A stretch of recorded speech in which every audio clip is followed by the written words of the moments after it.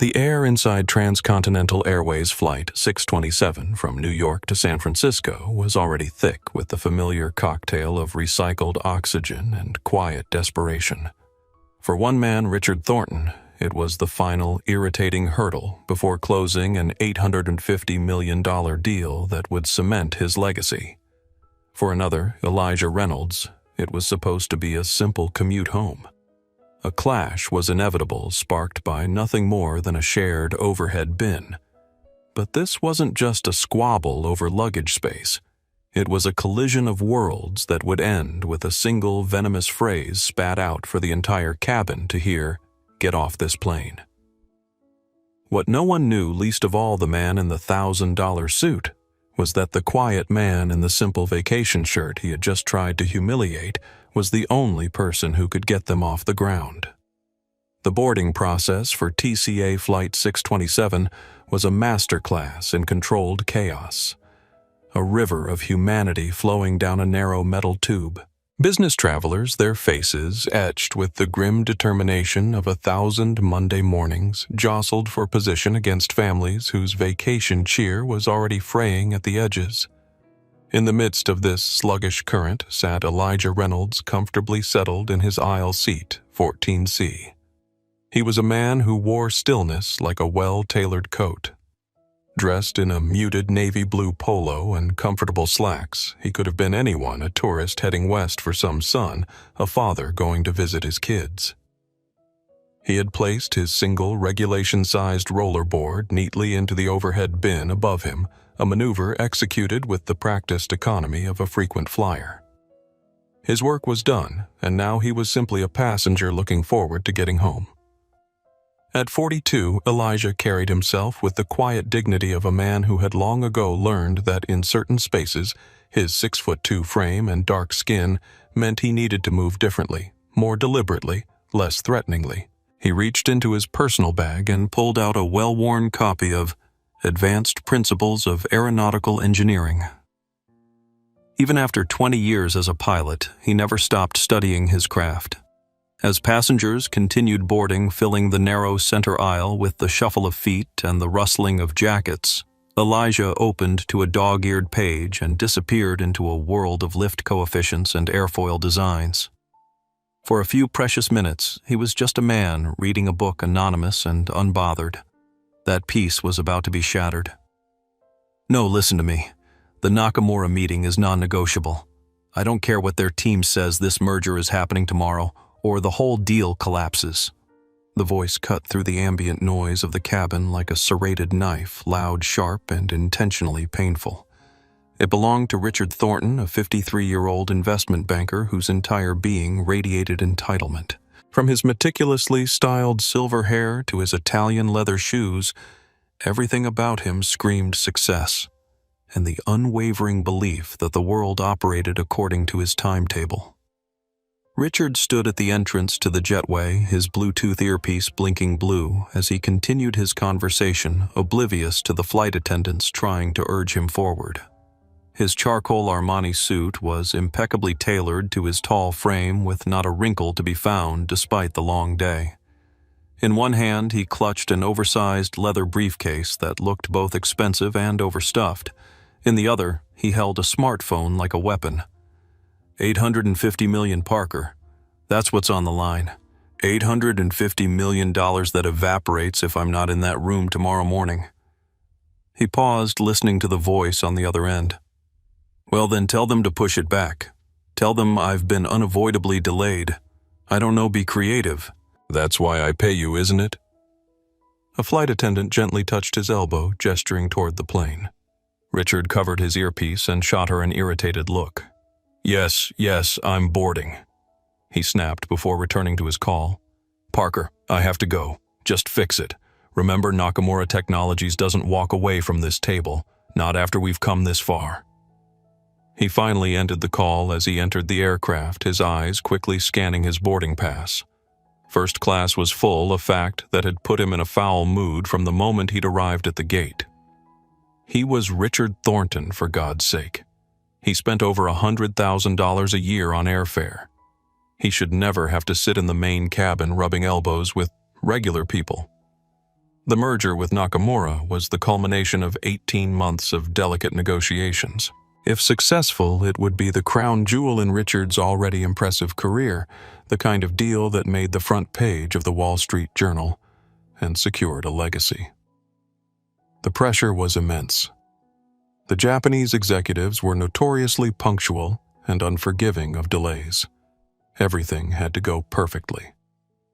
Richard moved down the aisle, his expression darkening as he approached his row, the passengers ahead of him moving too slowly for his liking. "Excuse me," he said sharply to an elderly woman fumbling with her bag. "Some of us have places to be."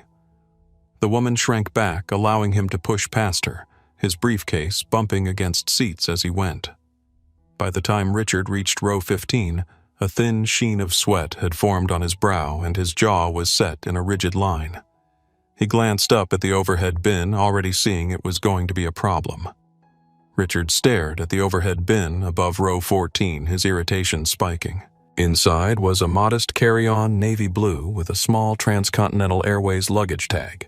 It wasn't taking up the entire space, but it was certainly occupying the prime position, leaving awkward gaps on either side too small for his leather briefcase. "Unbelievable," he muttered under his breath. He glanced down, immediately spotting Elijah in seat 14C. Something in Richard's brain made an instant unconscious calculation, the kind of rapid biased assessment that happens 1,000 times a day below the level of awareness. He saw a black man in casual clothes reading a technical manual and immediately categorized him not important, not worth full consideration, not someone whose space needed to be respected. "Excuse me," Richard said, though there was nothing excusable in his tone. He jabbed a finger toward the overhead bin. "I need to put my bag up there." Elijah looked up from his book, his expression neutral. He assessed the situation quickly, an agitated white man in an expensive suit clearly used to getting his way. "There should be room if you turn your bag sideways," Elijah suggested calmly, marking his page and closing his book. Richard's nostrils flared slightly. "There isn't enough space with your bag hogging the bin." He reached up and yanked at Elijah's carry-on, attempting to push it further to the side. The bag shifted, then caught on something, refusing to move further. Richard pushed harder, his frustration mounting. There was a distinct cracking sound as the handle of Elijah's bag bent under the pressure. "Sir," Elijah said, his voice low but firm, "you're damaging my property."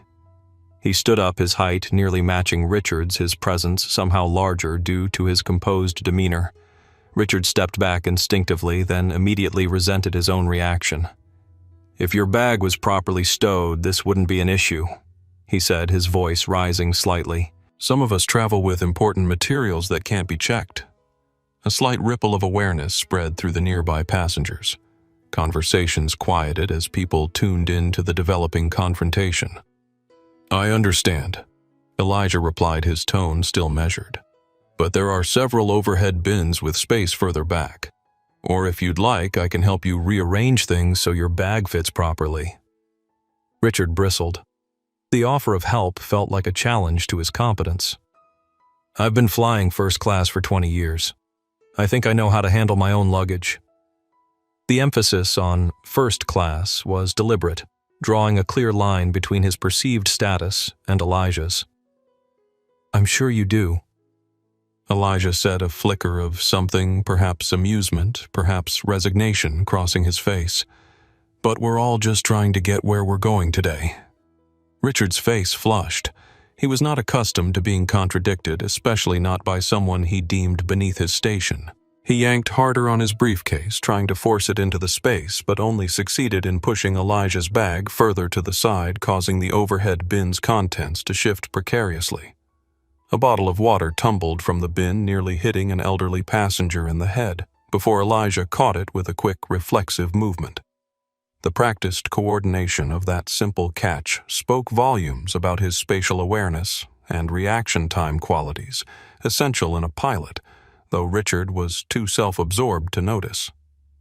"Perhaps," Elijah said, returning the water to its owner, "we could ask a flight attendant for assistance." Richard interpreted this reasonable suggestion as a direct challenge to his authority. In his mind, this stranger was not only obstructing him physically, but also undermining him publicly. And on today of all days, when the pressure of the Nakamura merger was already pushing him to his limits, he found this small defiance intolerable.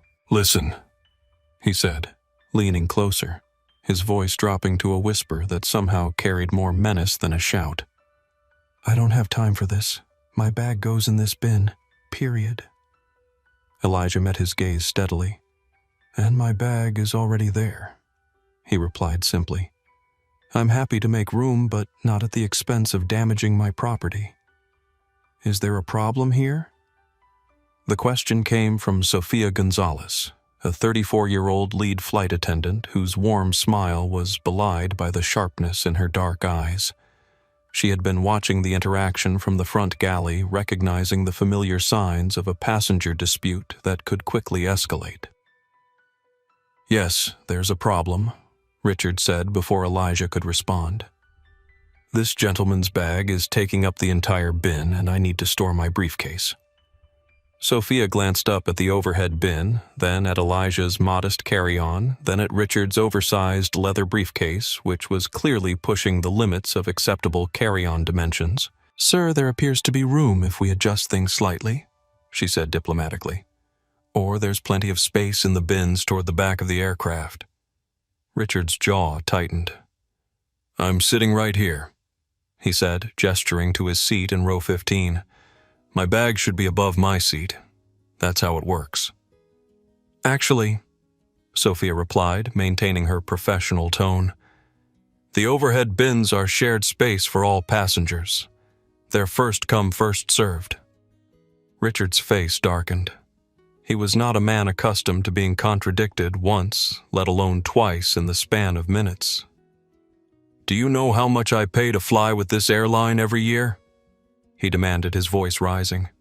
"Enough that I shouldn't have to trek to the back of the plane to get my belongings." A few rows back, Meredith Palmer, a 26-year-old freelance journalist with sharp green eyes and a keen sense for a story, discreetly pulled out her phone.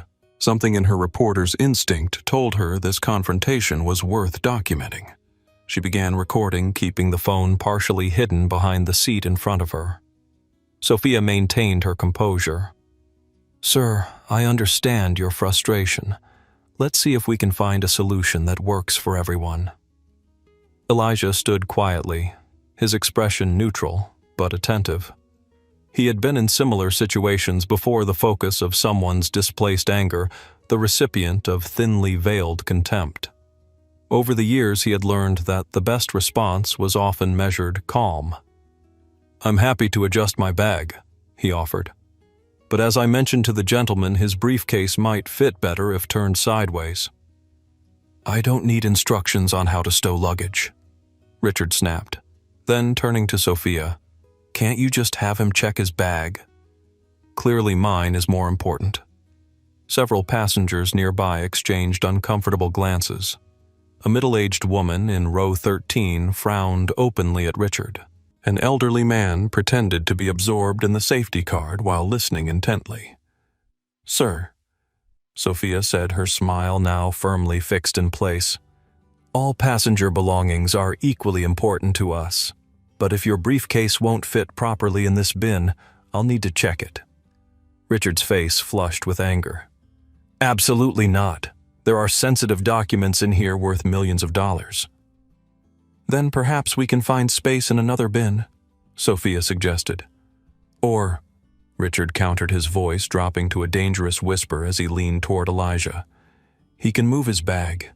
I'm in 15A. He's in 14C. His bag shouldn't even be above my seat." The territorial claim was factually incorrect. Elijah's bag was above row 14, not 15, but Richard was beyond such distinctions now. In his mind, he had established a narrative this man was taking up space that rightfully belonged to him. Elijah remained still, his gaze steady. Years of training as a pilot had taught him to stay calm during turbulence, both literal and figurative. But beneath his composed exterior, a familiar weariness settled in his chest. This wasn't his first encounter with entitlement laced with prejudice, and it wouldn't be his last. "Sir," Sophia said to Richard, her patience clearly thinning, "I'll help you find space for your briefcase. There are several open bins just a few rows back." Richard's grip tightened on his briefcase. "No, I'm not moving. He is." The atmosphere in the cabin had grown tense. Even passengers not directly involved were watching the scene unfold, some with discomfort, others with morbid fascination. Meredith continued recording her journalistic instincts, telling her this was building toward something significant. Elijah took a slow, measured breath. "I'm happy to help rearrange things," he said again, "but I won't be checking my bag." It was a simple statement delivered without aggression or defiance, but to Richard it felt like a challenge to his authority, to his status, to his very place in the world. And in that moment, something in Richard Thornton snapped. "You don't get to tell me what to do." Richard's voice exploded through the cabin, startling passengers several rows away. His face contorted with rage as he jabbed a finger toward Elijah's chest, stopping just short of physical contact. "You people are always looking for handouts, always causing problems," he continued, spittle flying from his lips. "I pay for this seat. I pay your salary. I've had enough of this." The cabin fell silent, the ambient noise of boarding suddenly swallowed by the shock of Richard's outburst. Every eye turned to the confrontation unfolding in row 14. "If you don't like it," Richard's voice dropped to a venomous hiss, each word distinct and deliberate, "then get off this plane. Just get off. Go on. Get out of here." The words hung in the air like physical objects, ugly and sharp. Passengers shifted uncomfortably in their seats. A mother covered her young daughter's ears.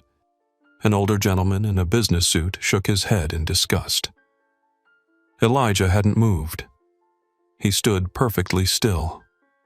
His expression unchanged, though something in his eyes had hardened. He didn't flinch, didn't retreat, didn't return Richard's rage with his own. His stillness was somehow more powerful than any reaction could have been. Meredith Palmer's fingers trembled slightly as she continued recording the red light of her phone's camera, capturing every second of Richard's tirade. She knew instantly that she was documenting something significant, a raw, unfiltered moment of prejudice that would resonate far beyond this aircraft.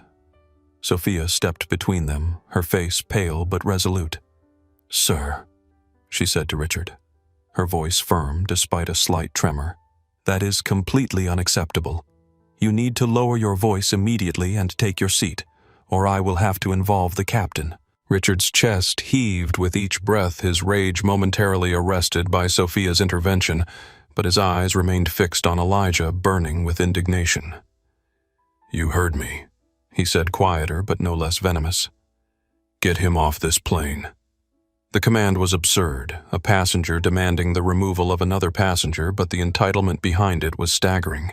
Several people gasped audibly. A young man in row 16 stood up as if preparing to intervene if necessary. Elijah finally moved, but not in retreat.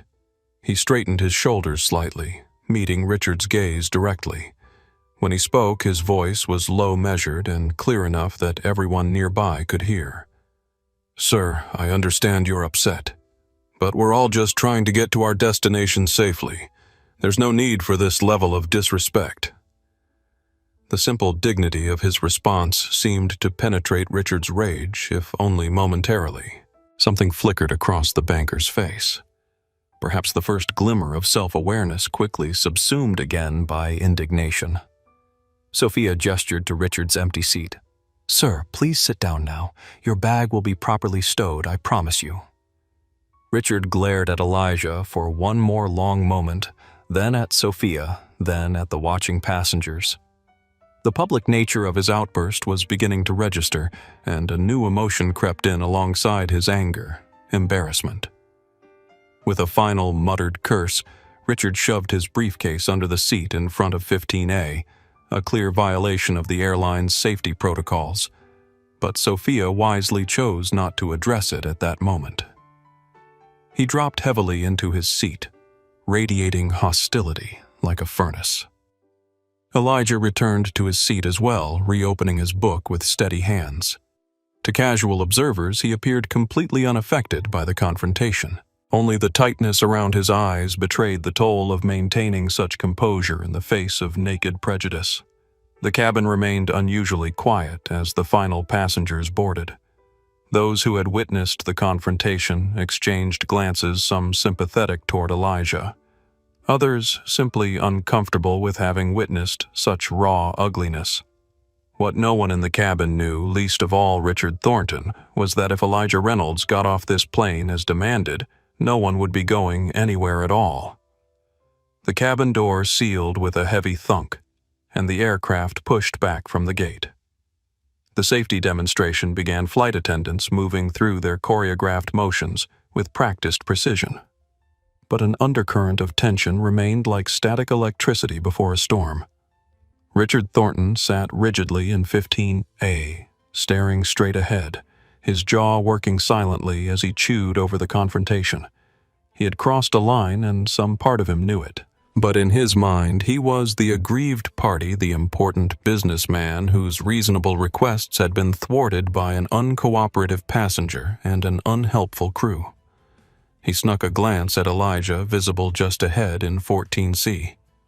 The man appeared completely absorbed in his book, turning pages with steady, unhurried movements. Richard's anger flared anew.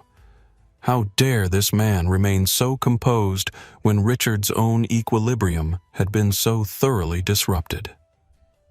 3 rows behind them, Meredith Palmer reviewed the video she had captured, her pulse quickening. The footage was clear. Richard's face fully visible, his words perfectly audible, the racial undertones unmistakable. As a freelance journalist specializing in social justice issues, she recognized the potential impact of such raw footage.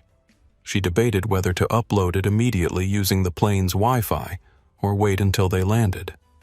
Elijah turned another page, his eyes moving methodically across lines of text about advanced aerodynamics. But his mind was partially elsewhere, moving through a familiar internal landscape. 20 years in aviation had brought him face to face with prejudice in many forms. Sometimes blatant, like today's confrontation, but more often subtle.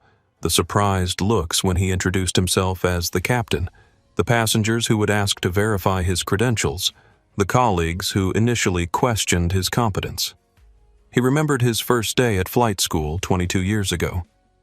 He had arrived early, eager and nervous, only to have another student mistake him for the janitor. He remembered his first officer evaluation where the examiner had seemed determined to find fault, putting him through scenarios far more complex than those given to his white classmates.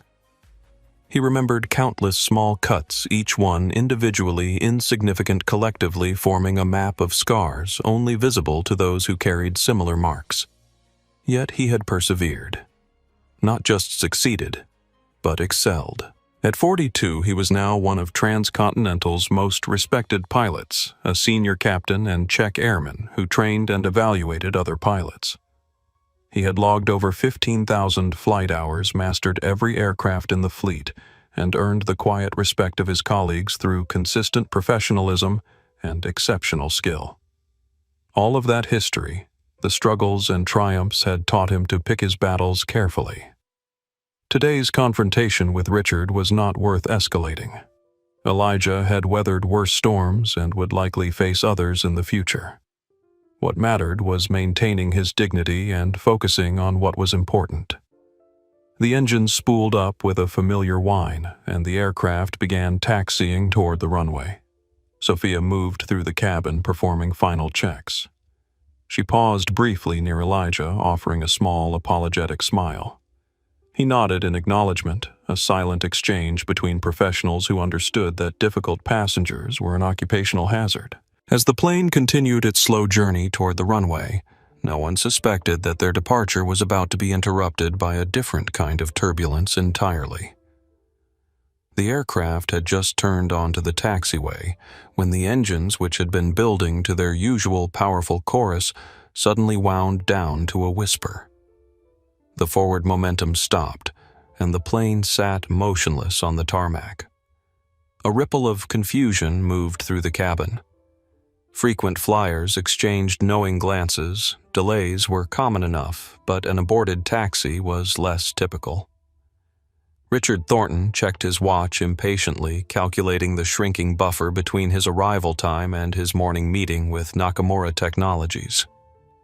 The overhead speaker crackled to life, and a steady, reassuring baritone voice filled the cabin.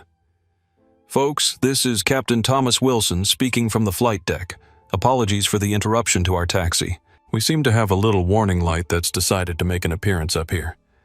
It's most likely nothing serious. These modern aircraft are designed with multiple redundant systems and are very cautious about reporting even minor discrepancies."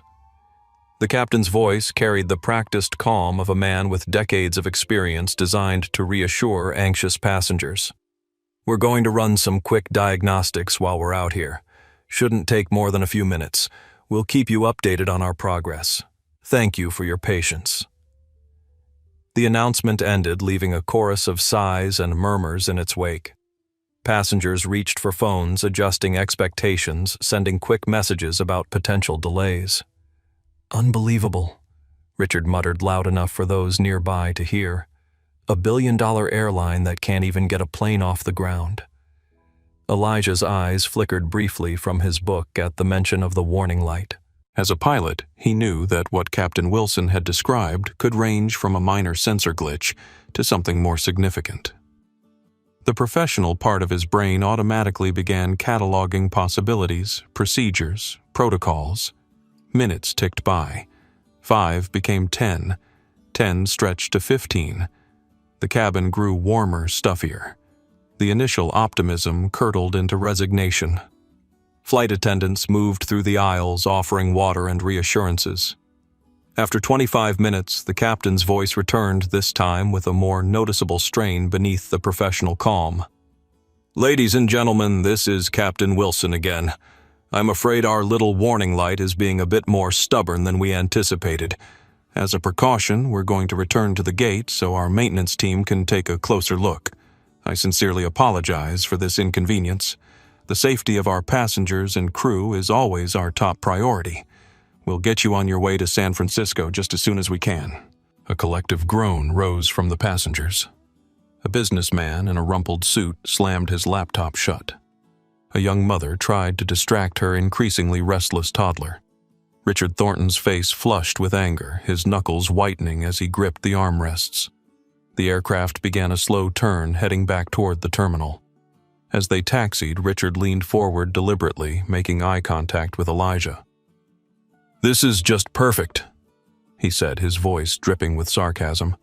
"First I have to deal with you, and now this. Some kind of cosmic joke." Elijah chose not to respond, turning another page in his book.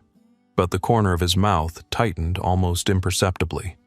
The insinuation was clear. Richard was somehow linking Elijah's presence to the technical delay, as if his very existence on the aircraft was causing disruption. It was an irrational connection, the kind of magical thinking that often underlies prejudice, the belief that those deemed other bring bad fortune merely by their presence. Elijah had encountered this type of thinking before the quiet whispers when a black pilot entered the cockpit, followed by nervous glances if turbulence hit during the flight. As the plane reconnected with the jet bridge, Sophia's voice came over the intercom, her professional tone masking any frustration she might feel. "Ladies and gentlemen, we've returned to the gate for a maintenance check. At this time, you may use your electronic devices, but please remain seated with your seatbelts fastened until the captain turns off the seatbelt sign. We appreciate your patience." The familiar chime of phones being turned on filled the cabin, followed by the rapid clicking of messages being sent. The delay was now real, no longer a brief pause, but an actual disruption to everyone's plans. Richard began an intense phone conversation, his voice deliberately loud. "Parker, it's getting worse. Now we've got mechanical issues. No, they haven't given us an ETA. I know the Nakamura team won't wait. Find a backup plan now." Elijah closed his book, finally allowing himself to acknowledge the growing knot of concern in his stomach. Warning lights could indeed be false alarms, but they could also indicate serious issues. As a pilot, he knew that Captain Wilson would be working through an extensive checklist communicating with maintenance weighing options. Whatever was happening in the cockpit, it was clear that this delay was just beginning. 45 minutes after returning to the gate, the cabin had transformed from a vessel of mild frustration to a pressure cooker of anxiety and irritation. The initial updates from the cockpit had grown less frequent and more vague. The temperature had risen as the air conditioning struggled and the atmosphere grew increasingly stifling. Richard Thornton had progressed through a spectrum of reactions, from angry phone calls to his team to demanding updates from any flight attendant who passed to now sitting in seething silence. His expensive suit rumpled his forehead, beaded with sweat.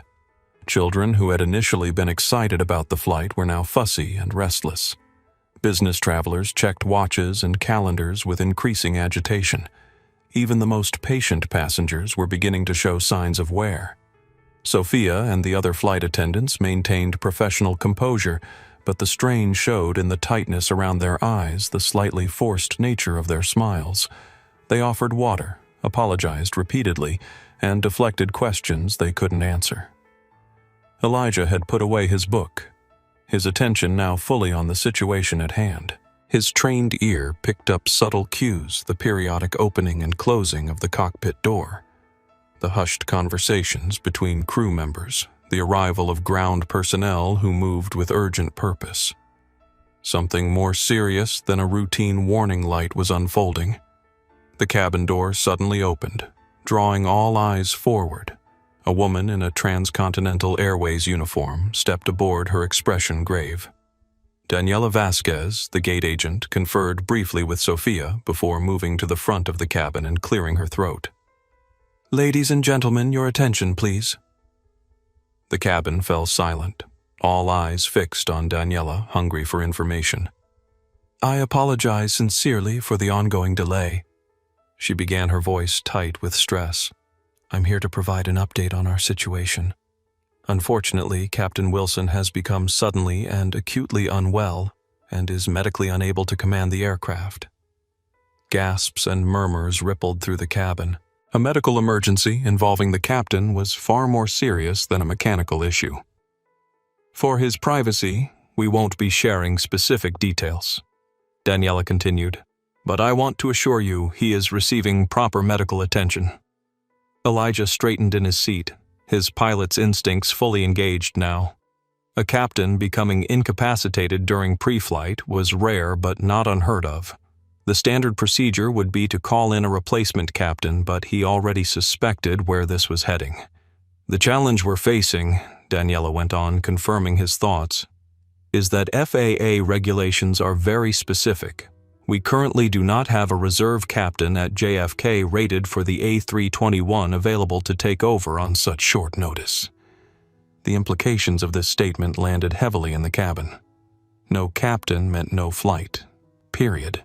"If we cannot find a qualified replacement captain, I'm afraid the delay could extend to at least 6 hours, and there is a significant possibility that this flight may need to be canceled entirely." The cabin erupted. A businessman shouted about connecting flights. A woman with a wedding ring began to cry softly. A college student loudly demanded hotel vouchers. The ordered reality of air travel, the expectation that you will depart and arrive as scheduled, was disintegrating before their eyes. Richard Thornton stood up abruptly, his face contorted with rage and panic. "Cancel 6 hours. This is completely unacceptable. I have an $850 million merger meeting tomorrow morning. Do you have any idea what's at stake here? This airline is a disgrace." His outburst gave voice to the collective frustration, even as his specific concerns remained uniquely his own. Other passengers joined in creating a cacophony of complaints and demands that Daniela struggled to address. Amid the chaos, Elijah sat perfectly still, his mind working through scenarios. As a Transcontinental Airways pilot rated on the A321, he was technically qualified to take command of this aircraft. It wasn't standard procedure. He was off-duty, deadheading home, not scheduled to fly. But in emergency situations, protocols could be adjusted. He weighed his options carefully. He could identify himself, now offer his services. But after the confrontation with Richard, would that create additional complications? Would it seem like he was seeking some form of vindication that wasn't his motivation at all? But perceptions mattered. Daniela raised her hands, trying to restore order. "Please, everyone. I understand your frustration. We're exploring all possible options." As if on cue, First Officer Nathan Cooper emerged from the cockpit, still in his uniform with 3 stripes on his shoulders, his face drawn with concern. He conferred briefly with Daniela, looking at a tablet she handed him. Elijah watched this exchange with growing certainty about what was happening. They would be checking the passenger manifest against the employee database, looking for a miracle, a qualified pilot hiding in plain sight among the passengers. Daniela's expression shifted subtly as she read something on the tablet. She looked up, scanning the cabin with new purpose, hope kindling in her eyes. "Ladies and gentlemen," she announced, her voice cutting through the noise, "we may have a solution. Our team has identified that there might be a qualified Transcontinental Airways pilot currently on board as a passenger." The cabin quieted passengers, exchanging surprised looks. It sounded like something from a movie, a pilot emerging from the passengers to save the day. Daniela consulted this tablet again, then raised her head. "Is there a passenger by the name of Elijah Reynolds on this aircraft?" Time seemed to freeze. Every head in the cabin swiveled, searching for the person who might rescue their travel plans from disaster. Richard Thornton looked around, with everyone else momentarily distracted from his rage by this unexpected development. In seat 14C, Elijah Reynolds slowly closed his book, the corner of his mouth twitching slightly at the cosmic irony of the situation. He raised his hand. "I'm Elijah Reynolds," he said, his voice quiet but clear. And in that moment, the universe delivered its punchline. "Mr. Reynolds." Daniela's voice held a mixture of relief and skepticism as she peered down the aisle at Elijah. The cabin had gone completely silent, all eyes fixed on the man in the navy polo shirt who had just identified himself. "Could you please come to the front of the aircraft?" she requested, her tone professionally neutral. "And if you have identification with you, that would be helpful." Elijah nodded, unbuckled his seatbelt, and stood. As he moved into the aisle, his presence seemed to change. There was a subtle shift in his posture, a straightening of his shoulders, a lift of his chin. He wasn't just a passenger anymore. He was a pilot responding to a situation. Richard Thornton stared in confusion as Elijah passed his row. His brain struggled to process what was happening. This man, the same man he had berated, insulted, and ordered off the plane, was now being summoned to the front. But why Elijah made his way forward, feeling the weight of every gaze in the cabin? He had never sought the spotlight. Like many pilots, he preferred the focused environment of the cockpit to the social complexities of the cabin. But now he stood at the center of an unfolding drama, fully aware of the irony of his position. At the front of the aircraft, First Officer Nathan Cooper waited alongside Daniela and Sophia. At 36, Cooper was lean and alert, with the carefully maintained appearance of a professional aviator. His expression was a mixture of hope and wariness as Elijah approached. "Mr. Reynolds," Daniela began formally, "according to our records, you are a Transcontinental Airways employee. Is that correct?" "Yes, that's correct," Elijah replied evenly. "Could I see some identification, please?" Elijah reached into his pocket and produced his wallet. From it, he extracted 3 cards, his driver's license, his airline transport pilot license, issued by the FAA, and his Transcontinental Airways employee ID with Captain, clearly printed beneath his photo. Daniela examined the cards closely, then looked up at Elijah with new respect dawning in her eyes. She turned to Nathan, who took the FAA license and employee ID, studying them with the careful scrutiny of someone who understood exactly what he was looking at. "Captain Reynolds," Nathan said the title in acknowledgement of Elijah's rank. "You're rated on the A321. Yes, I've logged over 4,000 hours on the A321 family. I'm also a Czech airman for the fleet." The term designating a pilot who trains and evaluates other pilots carried significant weight in aviation circles. Nathan's eyebrows rose slightly. Elijah wasn't just any pilot. He was among the airline's most experienced and trusted. Daniela spoke into her radio, stepping slightly away for privacy. "Operations, this is Gate 34. I have Captain Elijah Reynolds, employee ID 7892, requesting verification of active status and A3221 type rating." She paused, listening to the response. "Yes, he's a passenger on Flight 627. Yes, we're confirming now. Stand by." Throughout the cabin, passengers craned their necks, trying to catch glimpses of the exchange happening at the front. The tension that had filled the aircraft minutes ago was transforming into something else, a cautious collective hope. In row 15, Richard Thornton sat motionless, his mind racing to catch up with events. The man he had confronted was being addressed as Captain.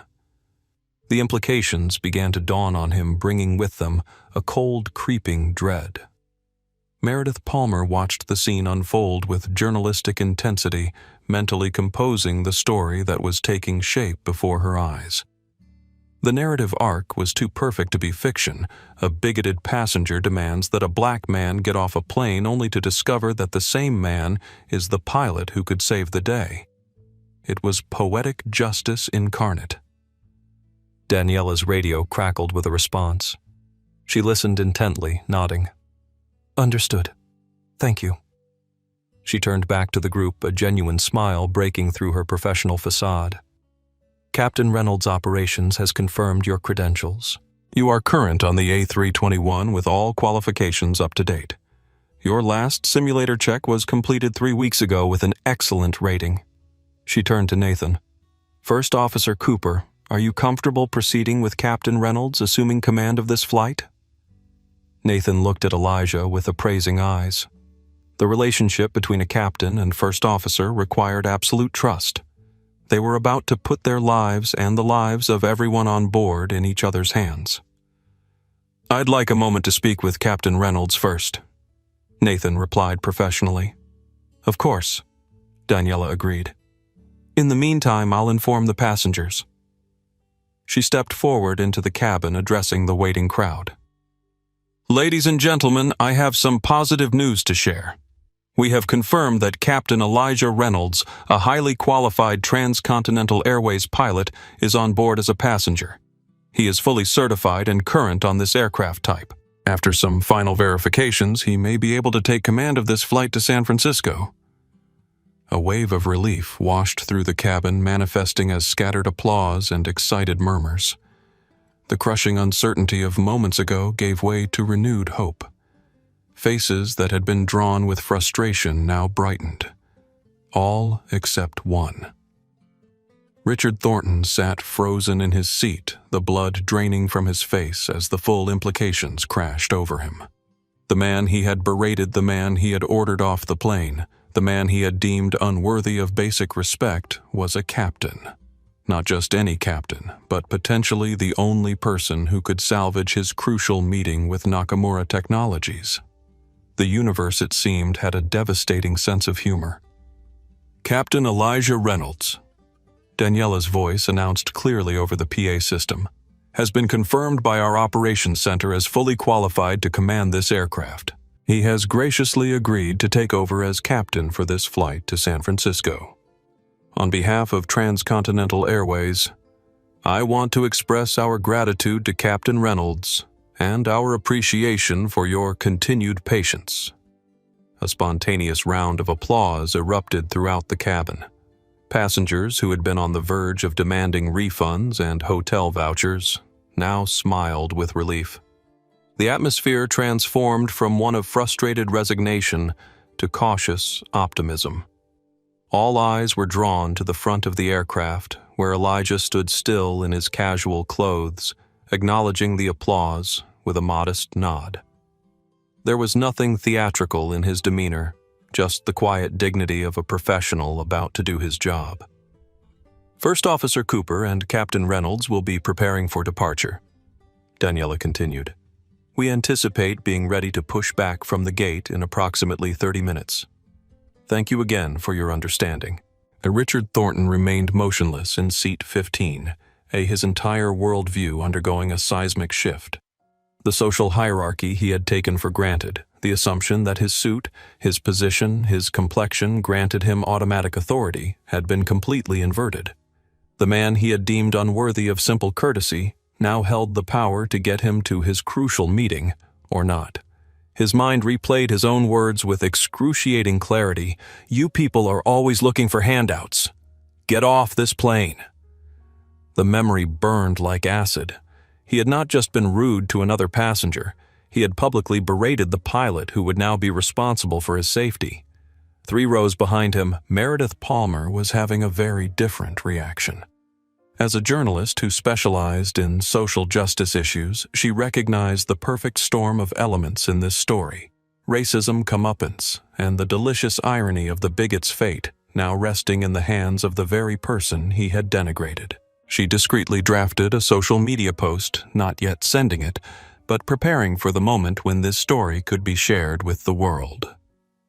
At the front of the aircraft, Elijah reached into the overhead bin and retrieved his carry-on bag, the very same bag that had sparked the earlier confrontation. With deliberate movements, he unzipped it and removed a neatly folded white shirt with epaulettes bearing 4 gold stripes, the unmistakable uniform of a senior captain. He slipped off his navy polo shirt, revealing a white undershirt beneath. Then, with practiced efficiency, he donned his captain's shirt, secured each button, and adjusted the epaulettes that signified his rank and responsibility. The transformation was remarkable. The casual passenger from 14C vanished, replaced by a figure of quiet authority. He didn't need to announce his position. The uniform spoke for him, conferring an instant gravitas that transcended the earlier confrontation. From his bag, Elijah also extracted a pair of polished black shoes, exchanging them for his casual loafers. Each movement was unhurried, yet precise, the routine of a man who had performed this ritual thousands of times before. The cabin watched in collective fascination.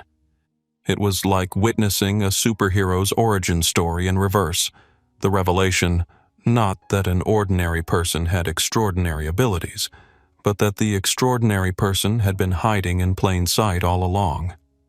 As Elijah prepared to move toward the cockpit, his path would inevitably take him past row 15, past Richard Thornton. The moment could not be avoided. Elijah began his walk down the aisle, his posture straight, his expression composed. Passengers nodded respectfully as he passed. Some offered words of thanks. Others simply watched with newfound appreciation. When he reached row 15, the tension in the cabin thickened. Richard sat rigidly, his gaze fixed forward, refusing to make eye contact. His face had flushed a deep crimson, a physical manifestation of his humiliation. Elijah paused briefly, not in triumph or to prolong Richard's discomfort, but because the moment demanded acknowledgement. Their eyes met for a fraction of a second, Richard's filled with a complex mixture of shame, anger, and fear, Elijah's calm and focused. There was no hint of, "I told you so," in Elijah's expression, no visible satisfaction at Richard's comeuppance. There was only the measured gaze of a professional with a job to do a job that now included ensuring the safety and comfort of the very man who had tried to have him removed from the aircraft.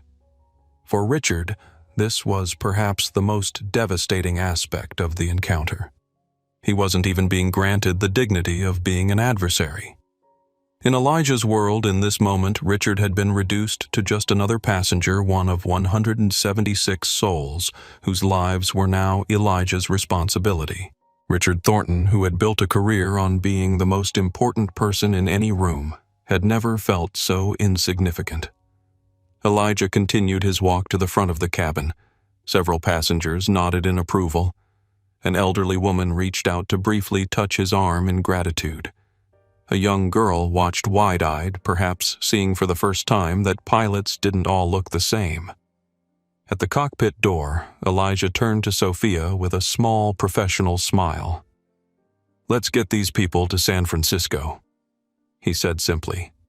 Sophia, her eyes reflecting both relief and newfound respect, replied, "Yes, Captain." The cockpit door closed behind him with a solid click. For the passengers, that sound represented hope, the promise that their journeys would continue after all. For Richard Thornton, it was the sound of a door closing on his old certainties, leaving him alone with the consequences of his actions. The plane hadn't even left the ground, but Richard was already in free fall. The cockpit of the A321 was a sanctuary of technology and order, a stark contrast to the emotional turbulence of the cabin. The space was compact but efficiently designed, with screens displaying a wealth of information about the aircraft's systems, switches, and buttons arranged in logical patterns, and 2 leather seats positioned before the control yokes. Elijah stepped into this familiar environment with a sense of homecoming. This was his domain, a space where his authority was defined not by appearance or perception, but by knowledge, skill, and certification. Here, the superficial judgments that had plagued him throughout his life held no relevance. Physics didn't care about race. The sky had no bias. First Officer Nathan Cooper was already seated in the right-hand chair running through preliminary checks. He looked up as Elijah entered, his expression a mixture of professional courtesy and natural wariness. It wasn't every day that a passenger transformed into your captain. "Captain Reynolds." Nathan greeted him, formally standing briefly to shake Elijah's hand. "Thanks for stepping in. We're in a bit of a situation here." "How's Captain Wilson?" Elijah asked, his first concern for his colleague. "Medics think it might be his heart. They've taken him to Mount Sinai. His wife is meeting him there." Nathan's voice carried genuine concern. In the close-knit community of pilots, such incidents were reminders of their shared vulnerabilities. Elijah nodded solemnly. "I hope he pulls through. He's a good pilot." "One of the best," Nathan agreed. He hesitated, then addressed the elephant in the room. "I heard there was some unpleasantness in the cabin earlier, with a passenger." Elijah's expression remained neutral. "Nothing that affects our job now," he replied simply. Nathan studied him for a moment, then nodded with newfound respect. It was the response of a consummate professional acknowledging the incident without allowing it to bleed into their current responsibilities. "Well," Nathan said, returning to business, "we've got the warning light on the bleed air system for Engine 2. Maintenance ran diagnostics, said it's likely a sensor issue. They've cleared us to fly, but Captain Wilson felt a vibration during the initial spool-up that concerned him. That's when he—" Nathan made a vague gesture indicating Wilson's medical episode. Elijah settled into the captain's seat, the left-hand chair that would be his command post for the next 5 hours. His hands moved automatically, adjusting the seat to his preferences, checking that the controls were within comfortable reach. "Let's start fresh," he decided. "Full pre-flight checklist, complete systems review. I want to understand exactly what we're dealing with before we push back." "Yes, sir," Nathan replied, the formality coming naturally now. He handed Elijah the aircraft's logbook containing the maintenance history and recent sign-offs. Elijah reviewed the documentation carefully, his focus absolute. The outside world, the confrontation with Richard, the eyes of the passengers, the pressure of the delay, all faded into the background. There was only the aircraft, the protocols, and the responsibility of command. For the next 20 minutes, Elijah and Nathan worked through the extensive pre-flight procedures. They communicated in the precise, abbreviated language of aviation professionals, a series of calls and responses checks and confirmations. Elijah's fingers moved across the instrument panels with practiced familiarity, testing systems, verifying readings, ensuring everything was in order. Outside in the cabin, the passengers waited with renewed patience. The knowledge that a qualified captain had been found had transformed the atmosphere. Flight attendants moved through the aisles offering water and reassurances about the imminent departure. In row 15, Richard Thornton sat in uncharacteristic silence, his earlier bravado replaced by a simmering mixture of embarrassment and dread. He had spent his career cultivating a larger-than-life persona using his position and wealth to intimidate others into compliance. Now, through a twist of fate that seemed almost calculated in its perfect irony, he found himself utterly dependent on the competence and goodwill of the very man he had tried to humiliate. The cockpit door remained closed, a physical boundary between the controlled environment where Elijah worked and the social complexity of the cabin. But eventually that barrier would have to be bridged. The captain would need to address his passengers. After completing their thorough review, Elijah nodded to Nathan. "Systems check clean. Let's test the engines with a slow spool-up. Listen for that vibration," Captain Wilson reported. Nathan nodded, reaching for the appropriate controls. The engines came to life with a familiar whine that gradually increased in pitch and intensity. Both men listened intently, their trained ears attuned to the slightest irregularity in the sound. "Sounds normal to me," Nathan commented after a minute. Elijah agreed. "No vibration detected. Let's do a full power test before pushback, but I think we're looking at a sensor ghost."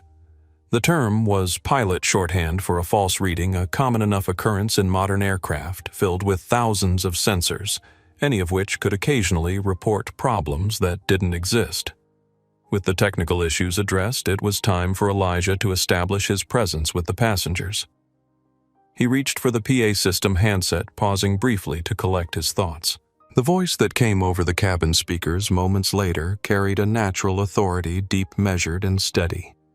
It was the voice of a man completely in his element, a stark contrast to the quiet passenger who had been subjected to Richard's abuse. "Good afternoon, ladies and gentlemen.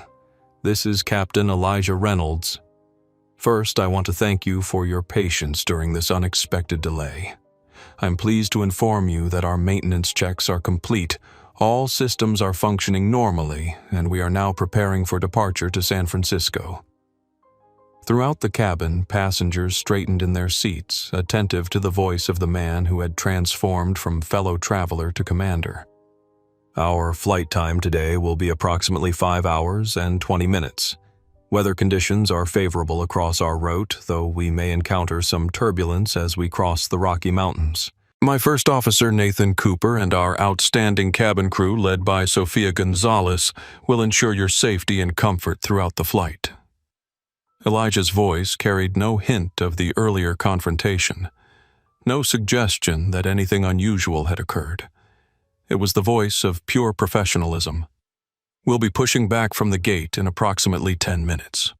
Please make sure your seat belts are fastened, your tray tables are stowed, and your seats are in the upright position. Thank you for choosing Transcontinental Airways. We're looking forward to getting you to your destination safely." The announcement concluded, leaving a ripple of relieved murmurs throughout the cabin. The long delay would soon be over. Their journeys would continue, and the temporary crisis had been averted. For most passengers, Captain Reynolds was now a minor hero, the right person in the right place at the right time. But for Richard Thornton, the voice over the speakers was a haunting reminder of his own spectacular misjudgment. As the ground crew prepared for pushback, the aircraft hummed with renewed purpose. In the cockpit, Elijah and Nathan completed their final preparations with practiced efficiency. In the cabin, passengers settled in for the long-awaited departure. The journey that had been interrupted by prejudice would now continue under the command of its target, a cosmic realignment that felt to many witnessing it like justice in its purest form. The transition from gate to sky had been seamless. Under Elijah's guidance, the A321 climbed steadily through layers of clouds, its movements precise and controlled. In the cockpit, the atmosphere was one of focused calm, a stark contrast to the earlier tension in the cabin. Nathan Cooper settled into the rhythm of the flight, performing his first officer duties with professional efficiency. Though he and Elijah had never flown together before, they had quickly established the kind of working rapport essential to cockpit operations. Nathan had initially been wary taking command from a passenger was unprecedented in his experience, but Elijah's evident expertise had quickly dispelled any doubts. San Francisco weather update is showing clear skies, visibility unlimited. Nathan reported, reviewing the latest meteorological data. Ground temperature 68 degrees, wind 280 at 10 knots. Elijah acknowledged the information with a nod. Perfect landing conditions, a welcome prospect after the day's complications. He made a minor adjustment to their altitude, then checked the fuel consumption readings. Everything was nominal. "How long have you been with Transcontinental?" Nathan asked during a lull in operational communications. 17 years as a pilot, Elijah replied. "Started as a first officer on regional routes, worked my way up to the A321 fleet about 8 years ago. Made check airman 3 years back." Nathan nodded appreciatively. Check airmen were the elite of airline pilots, those trusted to evaluate and train other pilots. It required not only exceptional flying skills, but also the ability to teach, to assess, and to maintain perfect composure under pressure. "You must have seen a lot of changes in the industry over that time," Nathan observed. A hint of a smile crossed Elijah's face. "More than I can count. Aircraft technology, safety protocols, company mergers." He left unspoken the slower changes in the industry's demographics, the gradual, still incomplete shift toward greater diversity in the cockpit. In the main cabin, the initial post-takeoff quiet had given way to the normal rhythms of a transcontinental flight. The beverage service had begun flight attendants moving through the aisles with practiced efficiency. Passengers had settled into their personal routines, some working on laptops, others watching movies on the seatback screens, a few already dozing. Sofia Gonzalez moved with particular purpose, her earlier stress now channeled into heightened attentiveness to passenger needs. As she passed row 14, Elijah's former seat now occupied by another passenger who had been reseated, she felt a renewed appreciation for the man who had transformed from unfairly targeted passenger to aircraft commander. In row 15, Richard Thornton sat rigid, declining the offer of a drink from the passing flight attendant. His stomach was a tight knot of anxiety and shame. Every announcement from the cockpit, every smooth adjustment of the aircraft's trajectory served as a reminder of his catastrophic misjudgment. He pulled out his phone, enabled the airplane mode, and opened his calendar. The Nakamura Technologies meeting was scheduled for 9 a.m. Pacific time. Based on the captain's announced arrival time of 7:40 p.m., he would still make it to his hotel, prepare his presentation, and be ready for the meeting, assuming everything went according to plan. But Richard was no longer certain of anything. His worldview had been built on assumptions about who belonged where, about whose competence deserved respect, about his own position at the top of a carefully ordered social hierarchy. Those assumptions had been shattered in the most public, humiliating way possible. 3 rows behind him, Meredith Palmer was already at work. With the plane's Wi-Fi activated, she had begun drafting an article about the incident she had witnessed.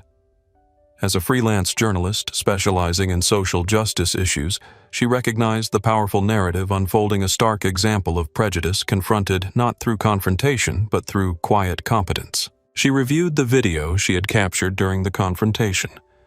Richard's face clearly visible, his words unmistakable, his contempt palpable. She had not yet decided whether to publish it. The journalist in her recognized its news value, but she was also conscious of the ethical considerations. Would public shaming serve any constructive purpose, or would it merely satisfy a desire for retribution? Meanwhile, in the cockpit, Elijah and Nathan continued their professional duties, monitoring systems communicating with air traffic control and adjusting their flight path to avoid areas of potential turbulence. Their conversation remained primarily operational, with occasional forays into professional topics. New FAA regulations, upcoming aircraft deliveries to the fleet, mutual acquaintances among the pilot corps. Neither mentioned the incident with Richard again. For Elijah, it was compartmentalized, filed away in the part of his mind not currently engaged with the responsibilities of flight. His focus remained absolute on the task at hand. His emotions carefully regulated, his judgment unclouded. As they crossed into Midwestern airspace, Elijah received a weather update about the system developing over the Rockies, slightly more intense than initially forecast, but still navigable. He made notes for a course adjustment that would take them through a gap in the worst of the turbulence. "I'll make an announcement to prepare the passengers," Elijah said, reaching for the PA system. His voice, when it came over the speakers, was exactly as it had been before, steady, authoritative, reassuring. "Ladies and gentlemen, this is Captain Reynolds. We're cruising smoothly at 36,000 feet and making good time toward San Francisco. I want to give you a heads up that we're tracking some weather systems over the Rocky Mountains that we'll be crossing in about an hour. We're adjusting our route to avoid the worst of it, but we may experience some turbulence. I'll be turning the seatbelt sign on when we approach that area as a precaution. In the meantime, continue to keep your seatbelts fastened when seated, as we can occasionally encounter unexpected rough air. Thank you." Throughout the cabin, passengers absorbed this information with varying degrees of concern. Frequent flyers took it in stride. Turbulence was a normal part of air travel. More nervous travelers tensed slightly, but took comfort in the captain's calm assurance. For Richard Thornton, the announcement carried additional significance. The voice from the cockpit, so poised, so professional, continued to dismantle his preconceptions with each syllable. The man he had dismissed as unworthy of basic courtesy was now calmly informing him about weather patterns and flight adjustments with an expertise Richard couldn't begin to match. The cognitive dissonance was overwhelming. Richard had built his career on being the smartest person in the room, on having information others lacked, on leveraging knowledge into power and profit. Now he sat helpless, his fate literally in the hands of a man whose capabilities he had utterly failed to recognize, failed because he had allowed superficial judgments to override objective assessment. As the aircraft continued its westward journey, the lessons of the day were still unfolding. For Elijah, it was another flight in a career built on excellence despite obstacles. For Richard, it was an education he had never anticipated and would never forget. And for everyone else on board Transcontinental 627, it was becoming a story they would tell for years to come, a tale of prejudice, irony, and the quiet power of competence to overcome baseless judgment. Cruising at 36,000 feet above America's heartland, Transcontinental Flight 627 had settled into the steady rhythm of long-distance travel. Inside the pressurized metal tube, 177 souls shared a temporary community bound together, not just by a common destination, but now by the remarkable story unfolding among them. In the cockpit, Elijah maintained his vigilant watch over the aircraft systems, his attention divided between present responsibilities and forward planning. The weather system over the Rockies was evolving, and he was tracking its development, calculating adjustments to their route that would balance passenger comfort against fuel efficiency and arrival time. During a quiet moment with Nathan, focused on communications with air traffic control, Elijah allowed himself a brief reflection on the journey that had brought him to this moment.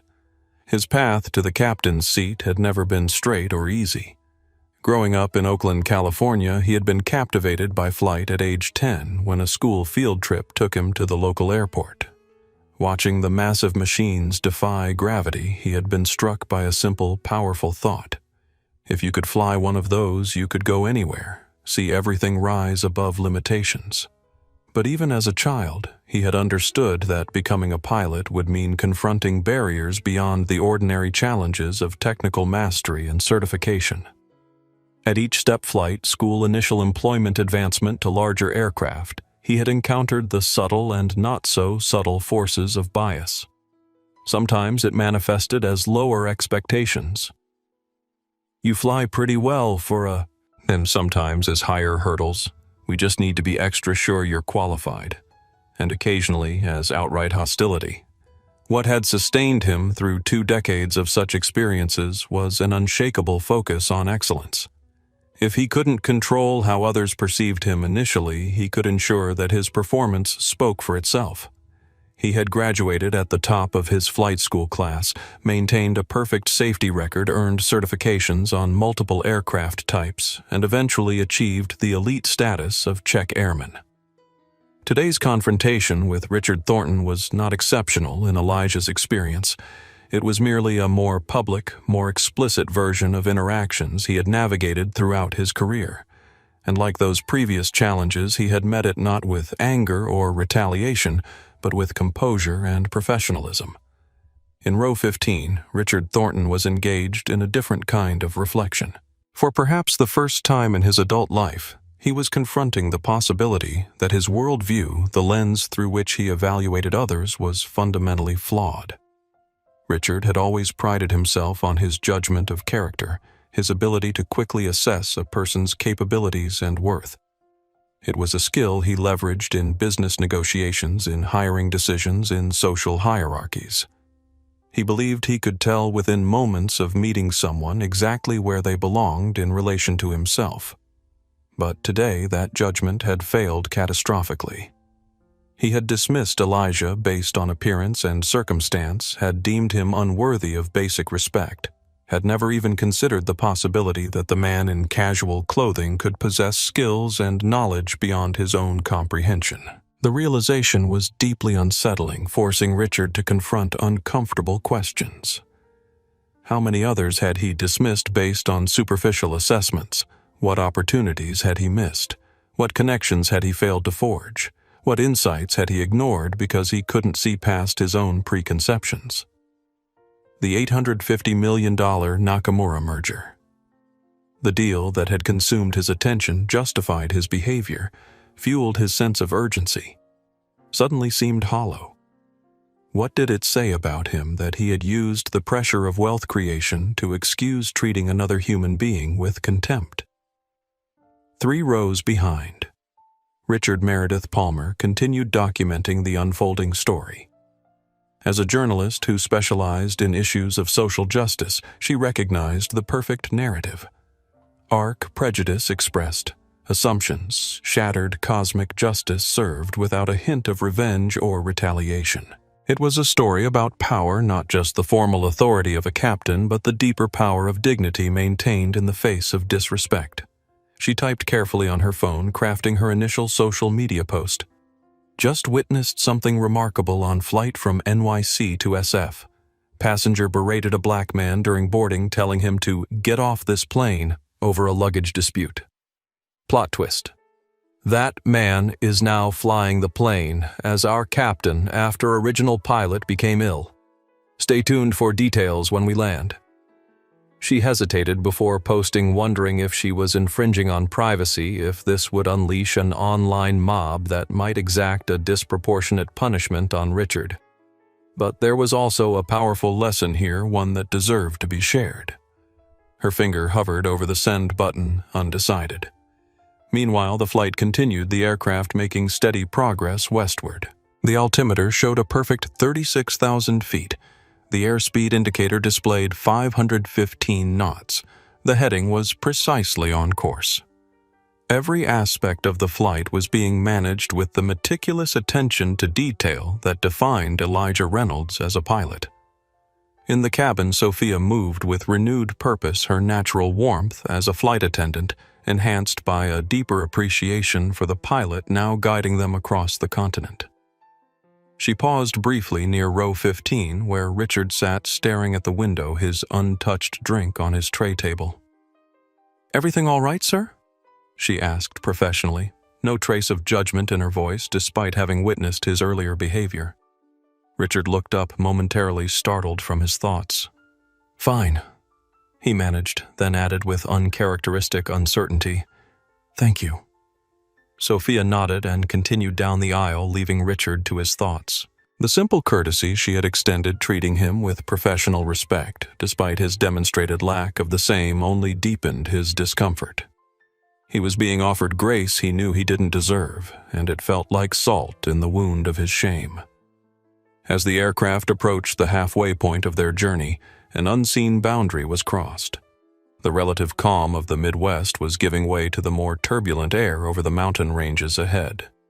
The weather system that Captain Reynolds had mentioned earlier was gathering strength, its patterns evolving in ways that would soon test both the aircraft and its commander. In the cockpit, Elijah noted the changes on the weather radar display, the patches of yellow and red indicating areas of moderate to severe turbulence. He made a slight adjustment to their course, seeking a path between the worst of the storm cells. "Looks like it's intensifying," Nathan observed, studying the same display. Elijah nodded. "I'll alert the passengers," he said, reaching for the PA system. "Time to batten down the hatches." The true test of Flight 627 was about to begin, not just the physical challenge of navigating turbulent skies, but the emotional journey of its passengers, particularly one investment banker whose carefully constructed worldview was crumbling with each passing mile. The first indication of the approaching weather system came as a subtle vibration through the airframe, a gentle tremor that most passengers might attribute to normal flight operations. But in the cockpit, Elijah and Nathan were tracking a more complete picture on their weather radar display. "That cell is building faster than forecast," Nathan remarked, pointing to a particularly intense area of convective activity directly in their path. The display showed a patchwork of yellows and reds, indicating moderate to severe turbulence. Elijah studied the radar image with careful attention, mentally calculating distances, intensities, and alternatives. 20 years in the cockpit had given him an instinctive feel for weather patterns, for the behavior of air masses colliding over mountain ranges, for the hidden currents of the sky. "We've got two options," he said after a moment. "We can deviate north by about 40 nautical miles, which adds fuel burn and time, or we can climb to FL 390 and try to get on top of the worst of it." FL 390 flight level 390 meant an altitude of 39,000 feet higher than their current cruising level of 36,000 feet. At that altitude, they might be able to pass over the most turbulent air, though it would require careful fuel management for the remainder of the flight. Nathan considered the options. "The winds at 390 are favorable, actually. Should help offset the fuel penalty from the climb." Elijah nodded, having already made the same calculation. "My thoughts exactly. Let's request the higher altitude from ATC." Nathan made the call to air traffic control requesting clearance to climb to 39,000 feet. After a brief exchange, the controller granted their request. "Transcontinental 627 climb and maintain flight level 390. "Transcontinental 627 climbing to flight level 390, Nathan confirmed. Elijah smoothly adjusted the thrust and pitch, initiating a gentle climb. The massive aircraft responded with the precise obedience of a machine that, despite its complexity, had been designed to translate a pilot's intentions into physical movement through the sky. As they climbed, Elijah kept a careful eye on the aircraft's performance. The higher altitude would mean thinner air, which affected engine efficiency and handling characteristics. It was a subtle but important shift in the aircraft's operating environment, the kind of nuance that separated experienced pilots from novices. "I'll alert the cabin crew and passengers," Elijah said once they had leveled off at the new altitude. He keyed the intercom to speak first with the flight attendants, giving them advance notice of the expected turbulence. "Sophia, this is Captain Reynolds. We're tracking some weather ahead, and I expect moderate to possibly severe turbulence in about 15 minutes. I'll be turning on the seatbelt sign shortly, and I'd like you to secure the cabin and suspend service until we're through it." "Understood, Captain," Sophia replied. "We'll prepare the cabin immediately." Next, Elijah addressed the passengers through the main PA system, his voice maintaining that same steady, reassuring quality it had held throughout the flight. "Ladies and gentlemen, this is Captain Reynolds. As I mentioned earlier, we're approaching some weather over the Rocky Mountains. To ensure your safety, I'm turning on the seatbelt sign now. Please return to your seats and fasten your seatbelts securely. We anticipate moderate turbulence for the next 20 to 30 minutes. He paused, then added, "I want to assure you that the aircraft is designed to handle these conditions, and we've adjusted our altitude to minimize the effects. Your cabin crew will be securing the cabin shortly. Thank you for your cooperation." Throughout the aircraft, passengers responded to the announcement with varying degrees of concern. Frequent flyers barely looked up from their books or screens. Turbulence was a routine part of air travel. More nervous travelers gripped their armrests a little tighter, mentally preparing for the bumpy ride ahead. In row 15, Richard Thornton felt a new kind of anxiety building. He had never been comfortable with turbulence, though he typically masked his fear behind a facade of annoyed impatience. But now, an additional layer of discomfort settled over him, the knowledge that the man he had berated and dismissed would now be responsible for guiding them safely through potentially dangerous conditions. The irony was suffocating. Hours ago, he had questioned Elijah's very right to be on the aircraft.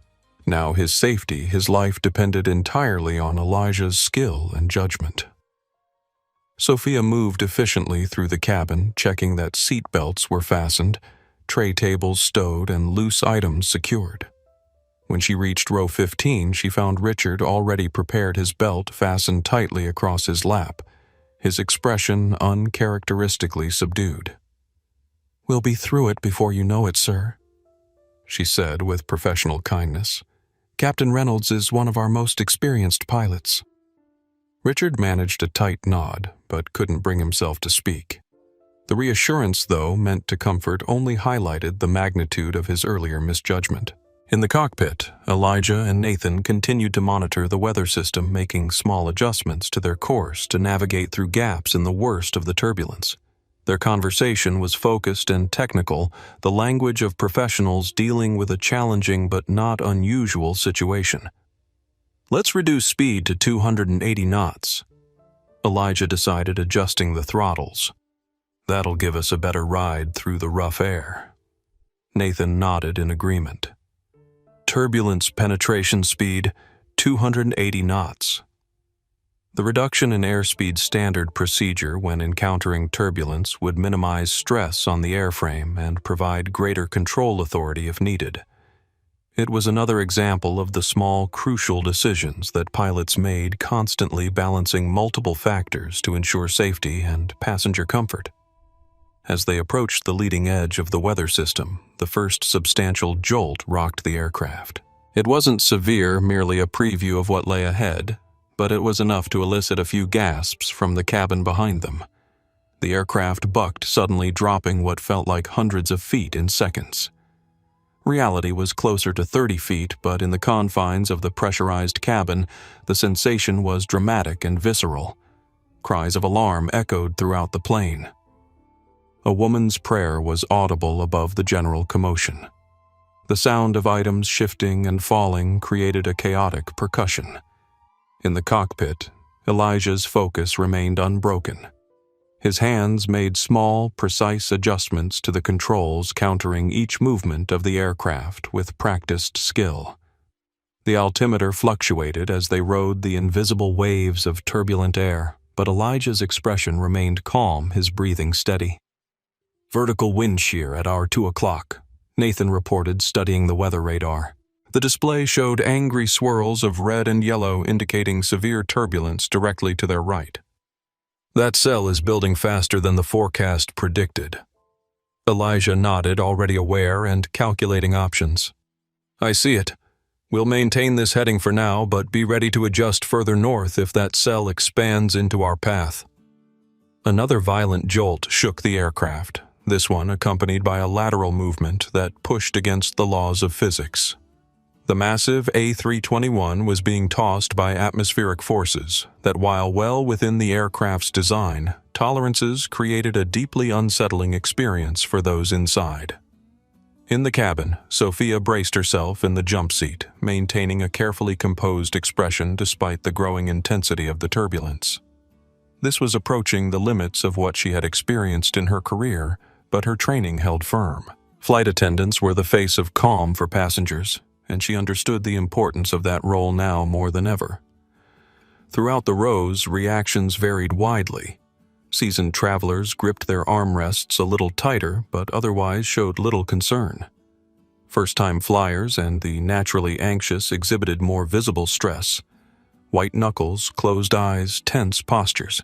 A businessman who had been complaining loudly about the delay hours earlier now sat in rigid silence, his previous irritation replaced by primal fear.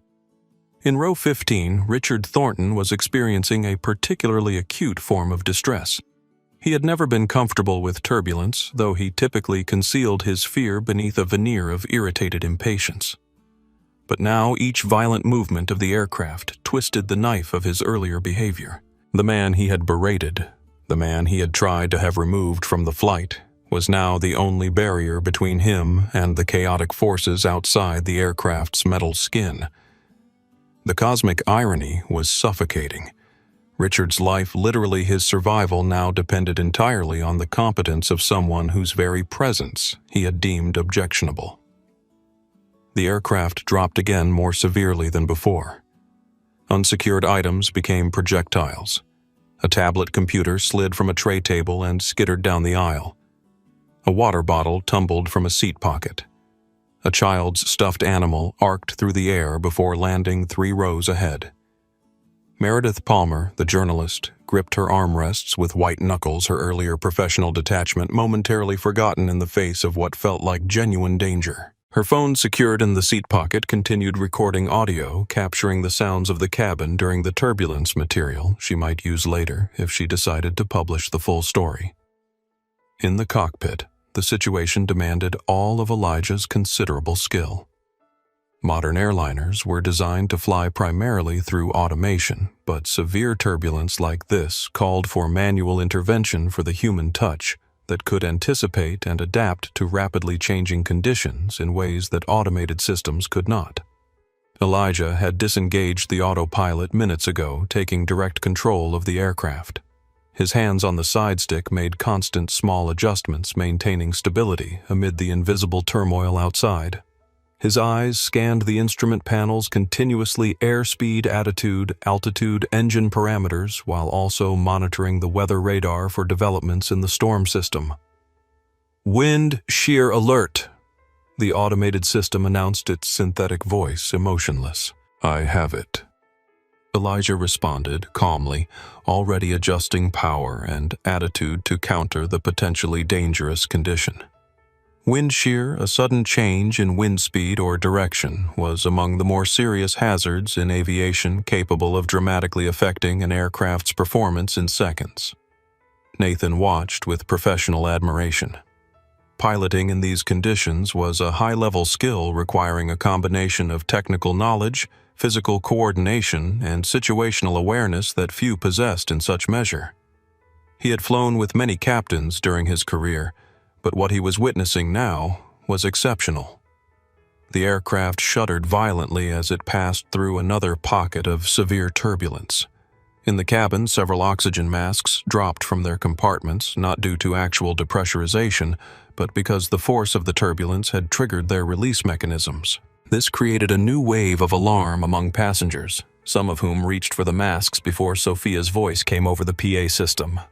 "Ladies and gentlemen, please disregard the oxygen masks. There is no loss of cabin pressure. The masks have been released due to the turbulence. Please leave them hanging and do not put them on unless instructed to do so by the flight crew." Her calm instruction helped prevent a secondary panic, but the masks themselves, dangling like yellow specters from the ceiling panels, created an unsettling visual reminder of the aircraft's vulnerability. In row 15, Richard Thornton felt a cold sweat break out across his forehead. The Nakamura merger, the deal he had deemed important enough to justify his behavior toward Elijah, now seemed laughably insignificant. $850 million meant nothing if the aircraft couldn't maintain its structural integrity against the violent forces outside.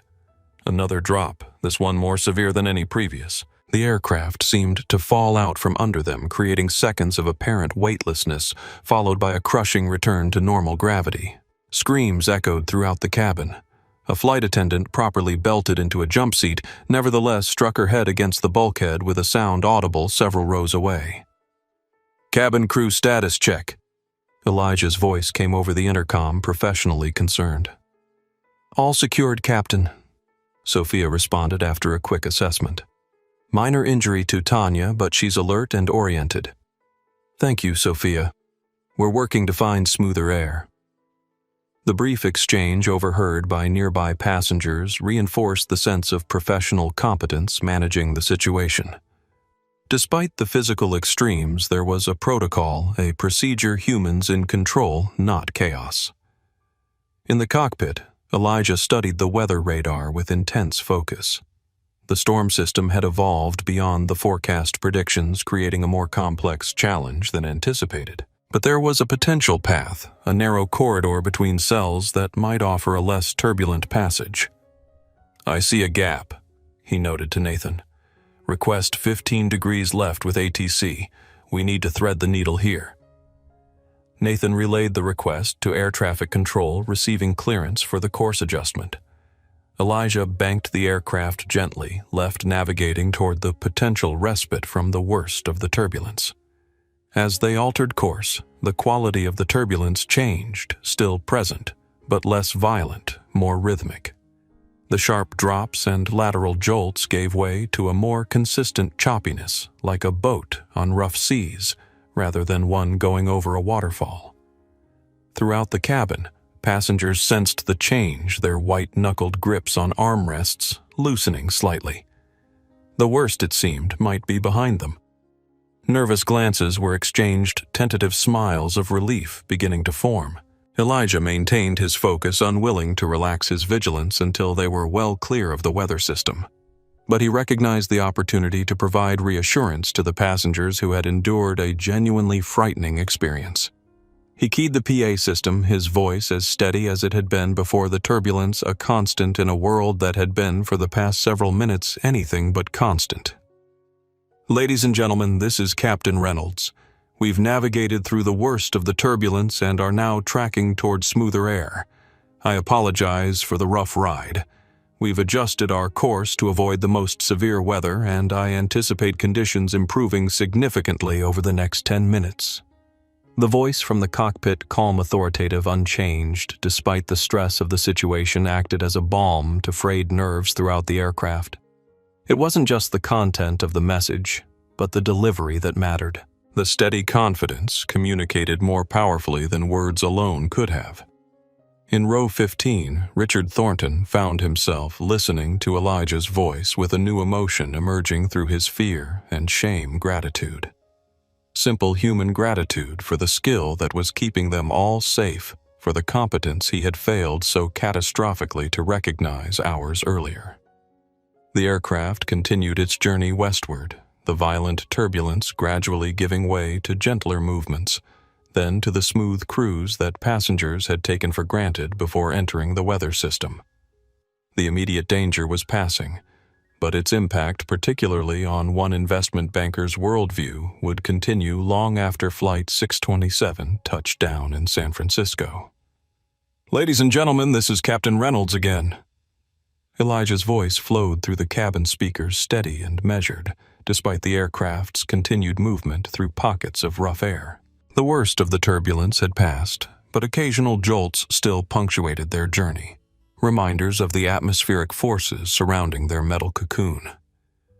"We're beginning to see significant improvement in our flight conditions as we're now west of the main weather system. I'll be keeping the seatbelt sign illuminated for a little while longer as a precaution, but our flight path is looking much clearer ahead."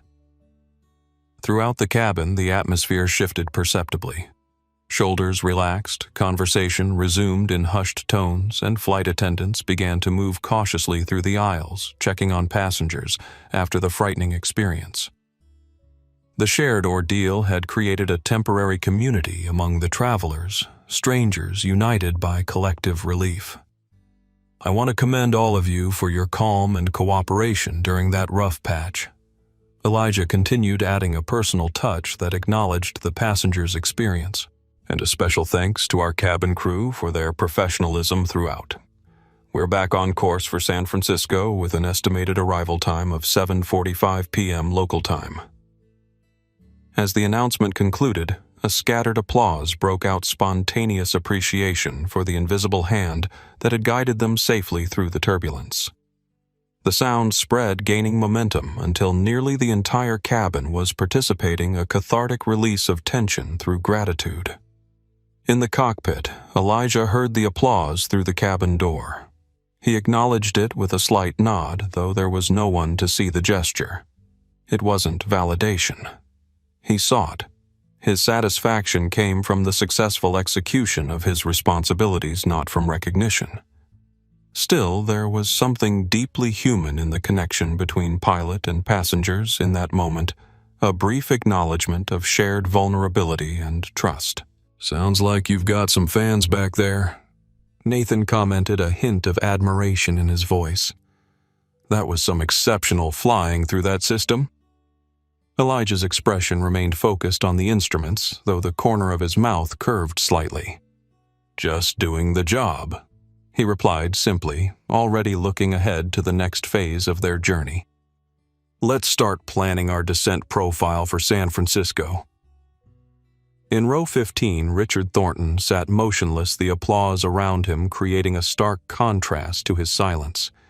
He had not joined in, not out of ingratitude, but because the simple act of clapping seemed grotesquely inadequate, almost insulting given his earlier behavior. The voice from the cockpit, so calm, so assured, so utterly in command, had become a kind of spiritual torture for Richard. Each announcement was a fresh reminder of his profound misjudgment of the prejudice that had led him to dismiss Elijah without a second thought. For a man who had built his identity on being right on making million-dollar decisions based on quick, confident assessments of people and situations, the revelation of such a catastrophic error in judgment was more than humbling. It was existential. What else had he gotten wrong? How many talents had he overlooked? How many capabilities had he dismissed based on superficial judgments? The questions cascaded through his mind, each one undermining the certainty that had defined his professional life. Nearby, Meredith Palmer reviewed the notes and recordings she had collected throughout the flight. As a journalist specializing in social justice issues, she recognized the powerful narrative unfolding, a perfect encapsulation of bias confronted not through conflict, but through competence. She had not yet decided whether to publish the video of Richard's outburst. There were ethical considerations, the public humiliation that would inevitably follow the question of whether such exposure would serve any constructive purpose beyond satisfying a desire for justice through shame. But the story itself, she was certain, needed to be told. Sophia passed through the cabin, checking on passengers with particular attention to those who had shown the most distress during the turbulence. When she reached row 15, she found Richard staring blankly at the seat in front of him, his expression unreadable. "Can I get you anything, sir?" she asked professionally. Richard looked up momentarily, startled from his thoughts. "No," he began, then paused, reconsidering. "Actually, yes. Water, please." The simple human interaction being offered care after experiencing fear seemed to break something open inside him. The persona of Richard Thornton, imperious investment banker, slipped further away, revealing something more vulnerable beneath. "That was quite frightening," he admitted quietly, as Sophia handed him a bottle of water.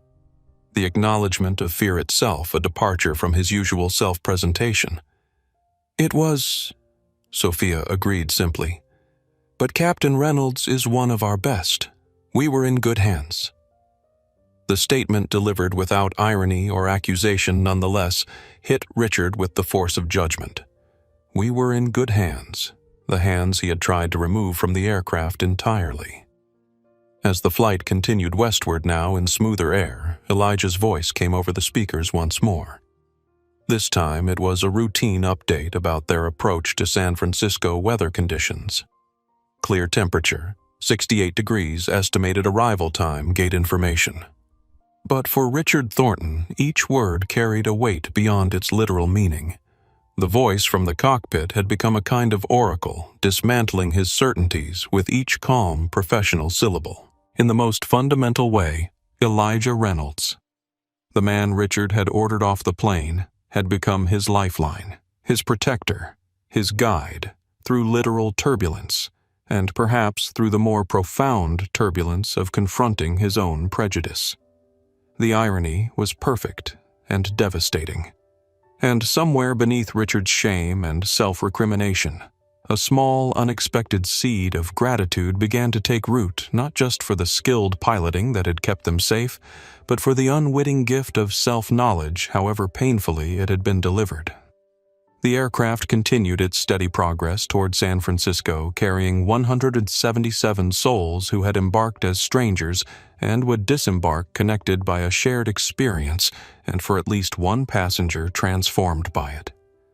The transition was almost magical. One moment, they were still experiencing occasional bumps and jolts. The next, they had broken free into perfectly smooth air. It was as if the aircraft had crossed an invisible boundary, emerging from turbulent chaos into serene calm. Outside the windows on the right side of the aircraft, passengers could see the weather system they had navigated through massive cloud formations, illuminated from within by flashes of lightning, their towering structures both beautiful and ominous against the darkening sky. From this perspective, safely beyond its reach, the storm had been transformed from menace to spectacle. In the cockpit, Elijah and Nathan exchanged a brief glance of shared professional satisfaction. They had successfully guided the aircraft through challenging conditions, maintaining safety while minimizing passenger discomfort to the extent possible. It was the kind of experience that reinforced the bond between pilots, a reminder of why their skills mattered. "Nice work finding that corridor," Nathan commented, referring to the path between storm cells that Elijah had identified from the weather radar. "That could have been a lot worse." Elijah acknowledged the comment with a slight nod. "There's usually a path if you look carefully enough," he replied, his focus already shifting to the next phase of the flight. "Let's give ATC an updated ETA for San Francisco and start our preliminary descent planning." He reached for the PA system handset, composing his thoughts for another announcement to the passengers. The turbulence was behind them now, but the experience had been genuinely frightening for many on board. Acknowledging this reality was an important part of maintaining trust and restoring confidence. "Ladies and gentlemen, this is Captain Reynolds." He began, his voice carrying the same steady assurance it had maintained throughout the flight. "I'm pleased to tell you that we've cleared the weather system and are now in smooth air. You can see the storm out the right side of the aircraft, quite a spectacular view from a safe distance." Throughout the cabin, passengers turned to look out the windows, many taking photos of the dramatic cloud formations now safely behind them. The shared relief was palpable, creating a temporary sense of community among strangers, bound together by the experience they had just survived. "I'll be keeping the seatbelt sign on for a few more minutes as a precaution," Elijah continued. "But our flight attendants will be resuming cabin service shortly. We're approximately 1 hour and 20 minutes from our arrival in San Francisco, where weather conditions are favorable with clear skies and light winds." As his announcement concluded, another round of spontaneous applause broke out, more enthusiastic than before, a release of accumulated tension now that the danger was definitively past. Several passengers even called out, "Thank you, Captain," loud enough to be heard in the cockpit. Elijah didn't acknowledge the applause directly.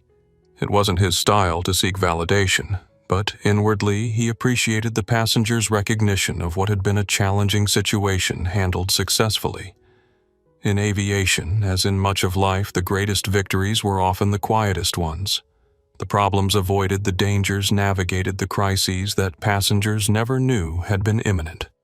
In the main cabin, Sophia and her team began to move through the aisles again, resuming the interrupted beverage service. There was a lightness to the interactions now, a shared sense of relief that manifested as small kindnesses, passengers making eye contact, exchanging smiles, helping retrieve items that had scattered during the turbulence. Meredith Palmer observed these subtle shifts in the cabin's social dynamics with a journalist's eye for detail.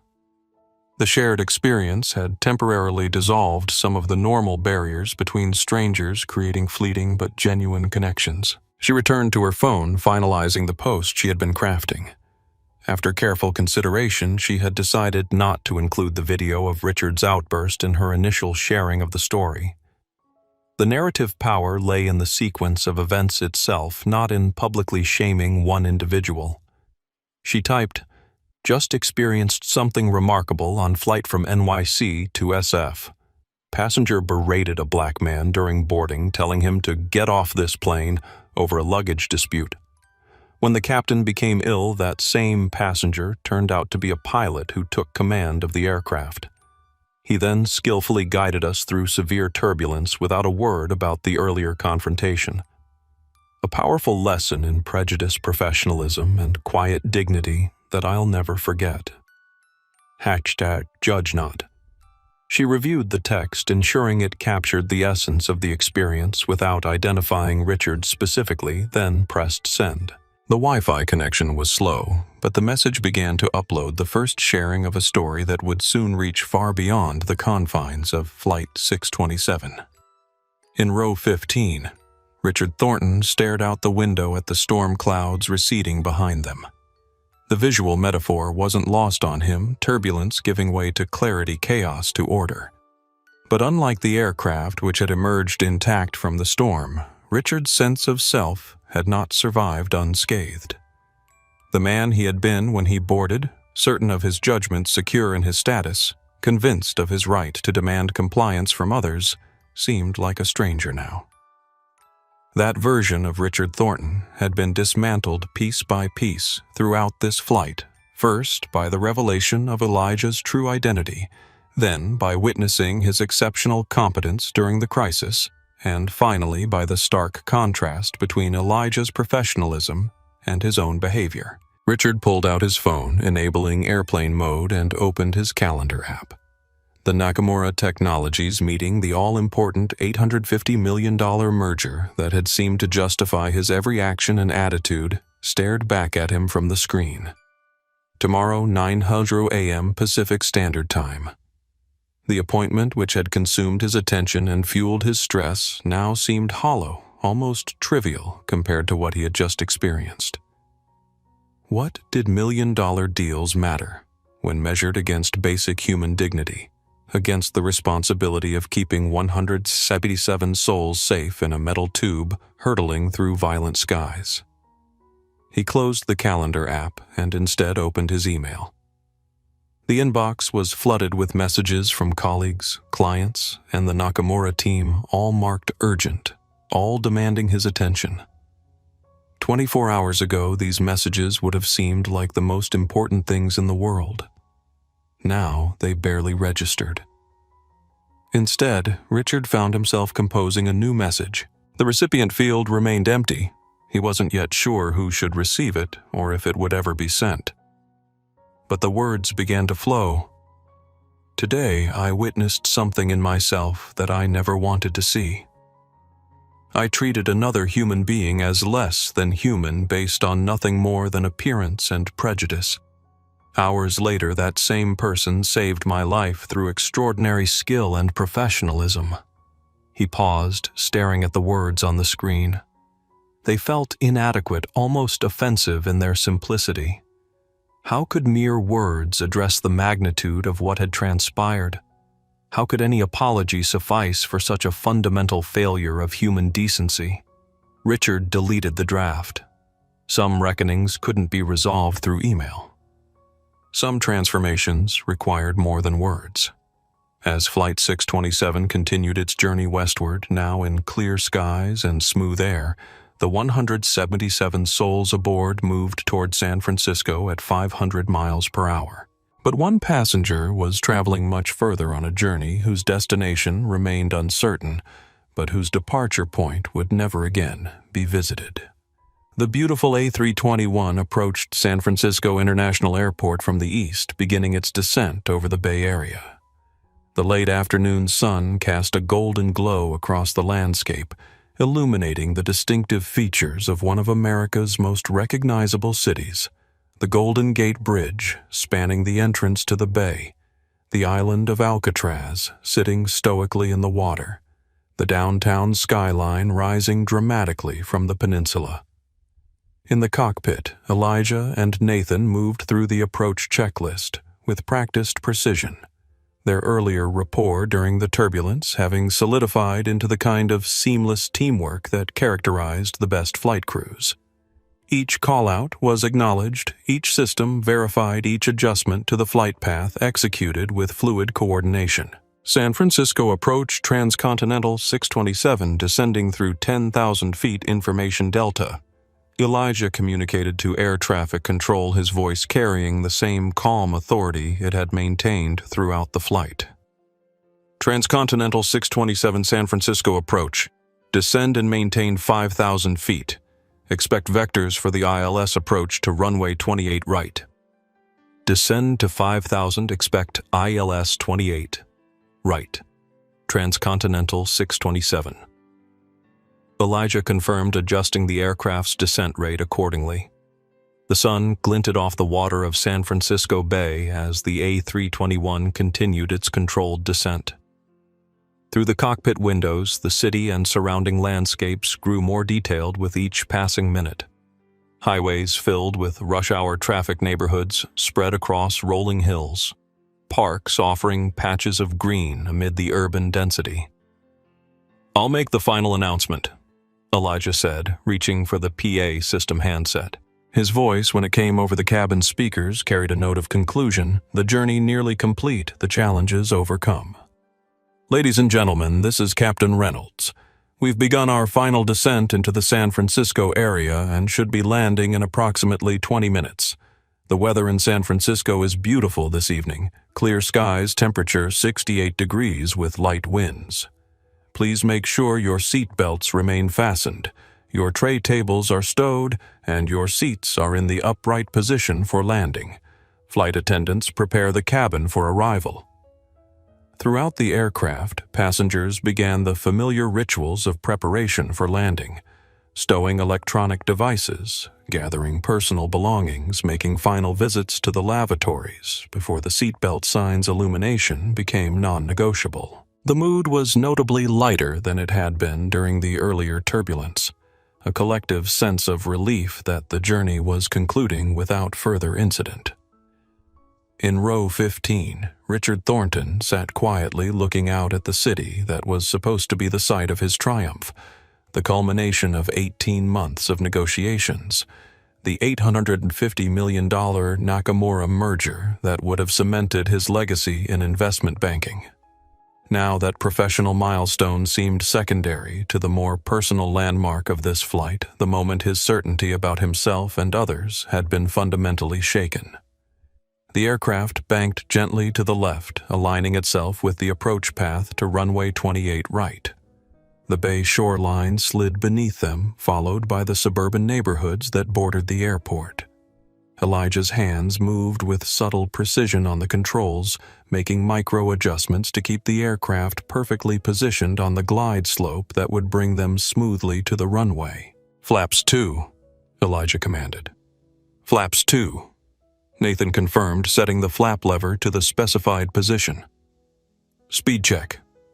Elijah continued, confirming their airspeed was appropriate for the flap setting. "Speed checked," Nathan responded. The choreography continued, flaps to successive settings, landing gear extended, final speed adjustments, all executed with the precision that came from thousands of hours of training and experience. For Elijah, this was the culmination of his professional identity, the manifestation of skills honed over decades of dedication to his craft. At 3,000 feet, with the runway clearly visible ahead, Elijah made his final PA announcement. "Flight attendants, prepare for landing." The simple phrase triggered Sophia and her team to make their final cabin checks, ensuring all passengers were properly seated with belts fastened, all items secured, all preparations complete for the moment when the aircraft would reconnect with the Earth. As they descended through 1,000 feet, the cityscape fell away beneath them, replaced by the approach lights and runway threshold markings growing larger with each passing second. Elijah's hands remained steady on the controls, making minute adjustments to keep the aircraft perfectly aligned with the center line. In row 15, Richard Thornton gripped the armrests tightly, his body tense as the ground rushed up to meet them. Landing had always been the most stressful part of flying for him, the moment when the illusion of control was most obviously just that, an illusion. But today, that vulnerability carried additional significance. His life quite literally was in Elijah's hands. The man he had berated, the man he had ordered off the plane, now held complete responsibility for bringing the aircraft safely to Earth. The cosmic irony was almost too perfect to be believed, yet here it was unfolding in real time. At 50 feet above the runway, Elijah began the flare maneuver, gently raising the nose to reduce the descent rate and position the aircraft for touchdown.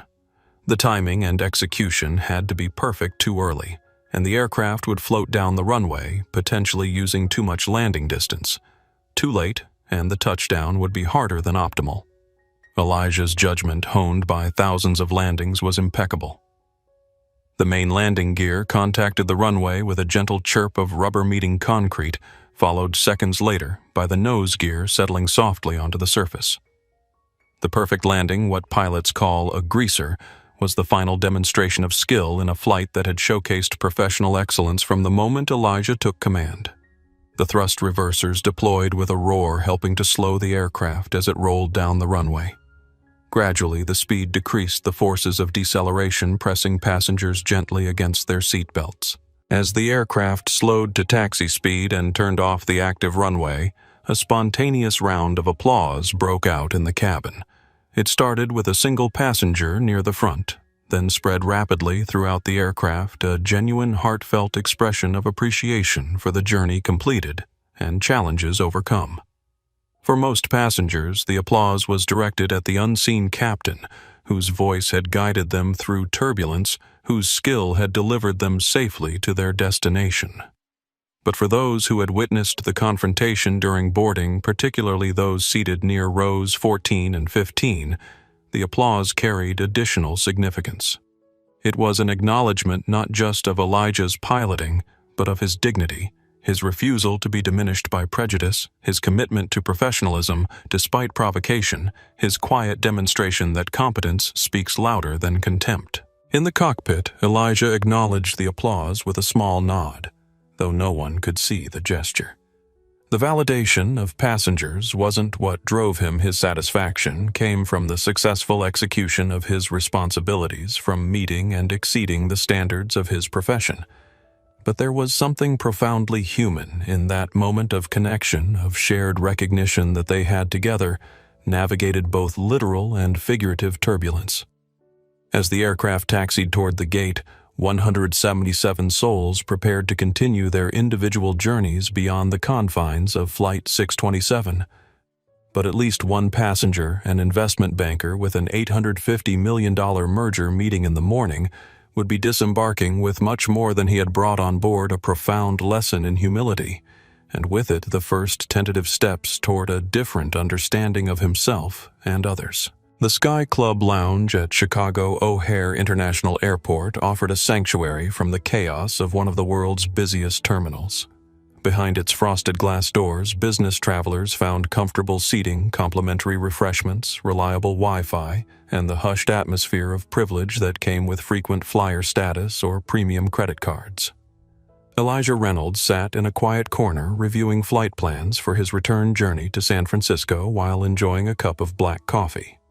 As a transcontinental airways captain, he had access to the airline's private crew lounges, but occasionally he preferred the Sky Club. Its location was more convenient for his connection, and sometimes he appreciated the anonymity of being among passengers rather than colleagues. The recognition from the viral video had faded considerably over the past 6 months. Occasionally, someone would glance at him twice in an airport or approach him hesitantly to express appreciation. But these instances had become increasingly rare. The world had moved on to new stories, new viral moments, new symbols for its ongoing conversations about race power and justice. For Elijah, this return to relative anonymity had been welcome. He had never sought the spotlight, had never defined himself by that single interaction or its aftermath. His identity remained anchored in his profession, his family, his community, not in a moment of conflict that had, through the strange alchemy of social media, transformed him briefly into a cultural touchstone. He was so absorbed in his flight preparations that he didn't immediately register the figure that had paused at the entrance to his secluded corner of the lounge. When he finally looked up, The recognition was instant and mutual. Richard Thornton stood there, briefcase in hand. Not the oversized leather status symbol from their previous encounter, but a more modest canvas and leather messenger bag. His appearance had changed subtly but significantly, the tailored suit replaced by slacks and a button-down shirt without tie, the meticulously styled silver hair now slightly longer and less rigidly controlled. Most notably, the aura of aggressive entitlement that had once surrounded him like an invisible force field had dissipated, replaced by something more tentative, more human. For a moment, neither man spoke. The statistical improbability of this encounter, two individuals who had shared one significant interaction months earlier, now crossing paths in an airport serving over 70 million passengers annually, seemed to require acknowledgement before any words could be exchanged. It was Richard who finally broke the silence, his voice quiet but clear. "Captain Reynolds." Elijah nodded, his expression neutral but not cold. "Mr. Thornton." An awkward pause followed, both men aware of the weight of their shared history but uncertain how to navigate this unexpected reunion. "I don't want to disturb you," Richard said finally, gesturing to the flight plans spread before Elijah. I saw you and felt I should at least acknowledge." He trailed off, the usually articulate executive struggling to find appropriate words. Elijah closed the folder containing his flight documents and gestured to the empty seat across from him. "It's fine. Please sit if you'd like." Richard hesitated, then took the offered seat, placing his messenger bag carefully beside him. Up close, Elijah could see additional changes in the fine lines around his eyes that hadn't been there before, a certain weariness in his posture that spoke of difficult months. "Thank you for responding to my email," Richard said after settling himself. "You had no obligation to do so." Elijah nodded acknowledgement. "It seemed like a genuine message. Those deserve responses." "It was genuine," Richard confirmed, though no amount of words can really address what happened. Another silence fell between them, but this one felt slightly less strained, a mutual recognition that neither was interested in performative interaction, in saying what might be expected rather than what was true. "Are you still flying regularly?" Richard asked, gesturing to Elijah's uniform and the flight documents. "Yes. San Francisco-based, primarily transcontinental routes. You..." "I'm in transition," Richard replied, a hint of a rueful smile touching his lips. "After Harwood Holdings, I took some time to reassess. I've been doing consulting work while I figure out what comes next." Elijah nodded, neither sympathetic nor satisfied, simply acknowledging the information. He had no desire to see Richard suffer, but neither did he feel responsible for easing any discomfort the man might feel about the consequences of his own actions. "Chicago's home now?" Elijah asked, maintaining the neutral ground of casual conversation. "For the moment.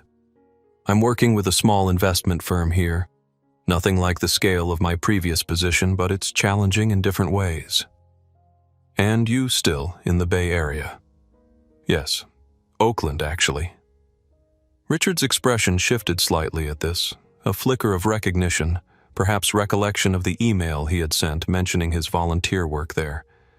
But he didn't reference it directly, instead asking, "How has Transcontinental been since—" "Everything. Supportive," Elijah replied. "They've implemented some new training programs, revised policies. Good changes overall." Richard nodded, his expression thoughtful. "That's something, at least. A positive outcome." The conversation lapsed again.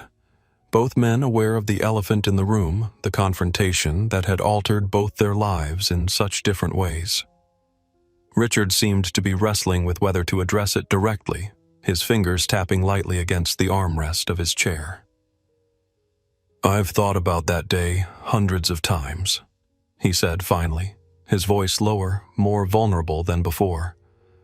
"Replayed it, analyzed it, tried to understand what was really happening inside me when I spoke to you that way." He met Elijah's eyes directly. I'm sorry. Not just for what it cost me, but for what it revealed about me, and for how it affected you." The apology hung in the air between them, simple, direct, unqualified by excuses or contextualizing. Just 3 words that acknowledged responsibility without seeking absolution. Elijah considered his response carefully. He had no obligation to offer forgiveness or comfort, no responsibility to ease Richard's conscience or validate his journey of self-reflection. Yet he recognized the courage it took to offer a genuine apology, particularly in a chance encounter that neither could have anticipated or prepared for. "Thank you for saying that," he replied finally. "I appreciate it." It wasn't forgiveness exactly, but it was acknowledgement, recognition of the human effort behind the words, respect for the difficult work of confronting one's own failings. Richard nodded, accepting the response without pushing for more. "Your email mentioned we're all works in progress.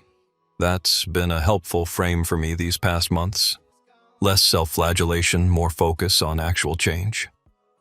"That's generally more productive," Elijah agreed, his tone softening slightly. The airport announcement system interrupted their conversation, announcing the boarding of Transcontinental Flight 358 to San Francisco, Elijah's flight. "That's me," he said, gathering his documents and rising from his seat. "I should get to the gate." Richard stood as well, extending his hand after a brief hesitation. "Safe travels, Captain Reynolds." Elijah accepted the handshake, brief, professional, neither overly warm nor pointedly cool. "You as well, Mr. Thornton." As Elijah turned to leave, Richard called after him softly, "For what it's worth, I'm glad it was you in the cockpit that day." Elijah paused, considering this. "Just doing my job," he replied. But there was a hint of something lighter in his tone, not quite humor, but a small acknowledgement of the cosmic irony they had both experienced. With a final nod, he departed, moving through the lounge with the purposeful stride of a pilot, heading to command an aircraft focused, prepared entirely at home in his professional identity. Richard remained standing for a moment, watching him go.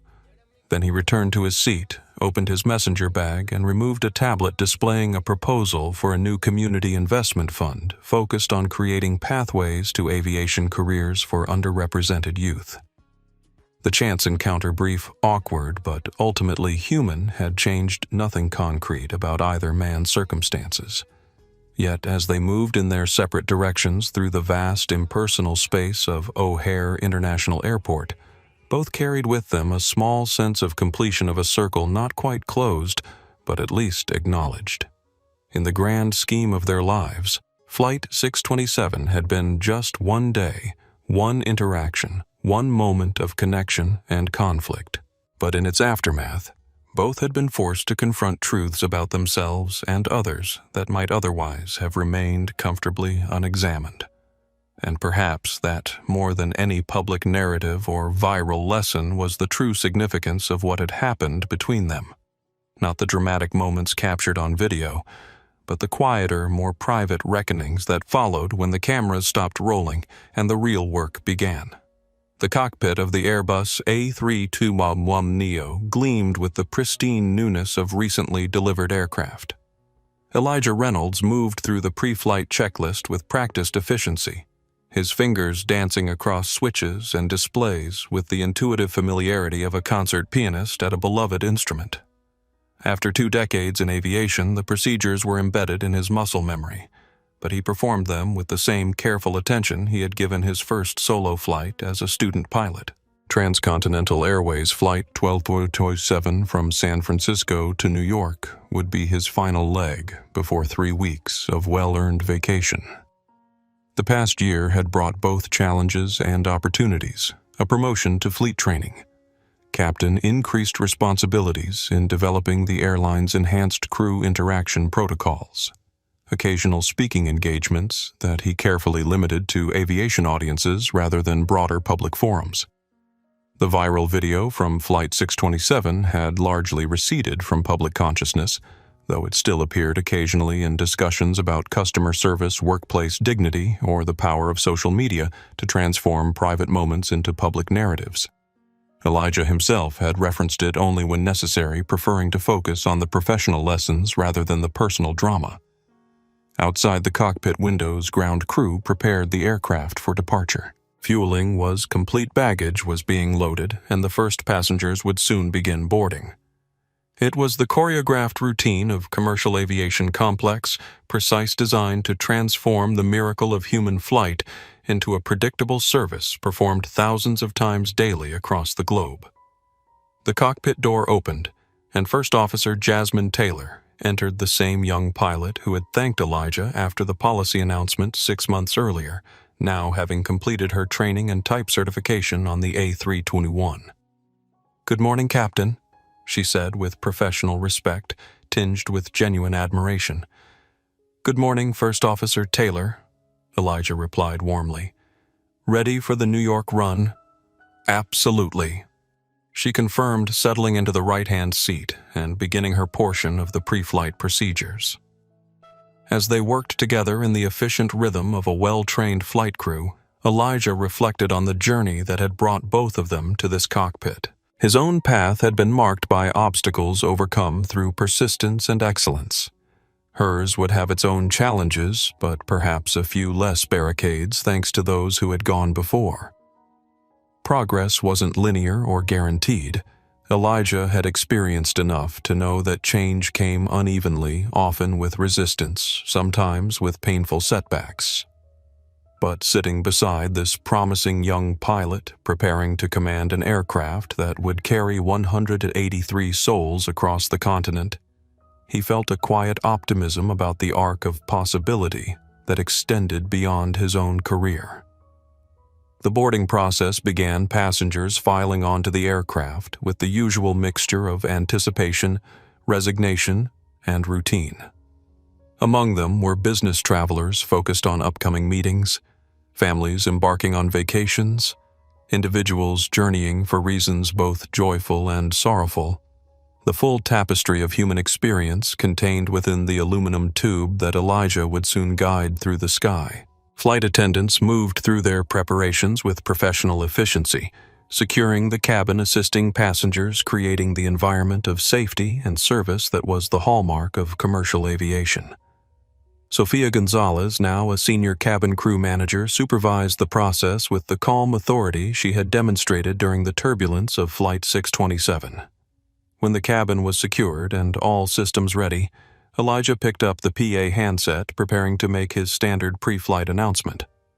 As he looked out at the clear California sky that would soon become his domain, a thought occurred to him, not profound or dramatic, but quietly significant in its simplicity. The confrontation with Richard Thornton had been in many ways a microcosm of his entire career, a moment where prejudice and assumption had collided with competence and dignity. But what had made the incident remarkable wasn't the conflict itself, which was sadly unremarkable in his experience.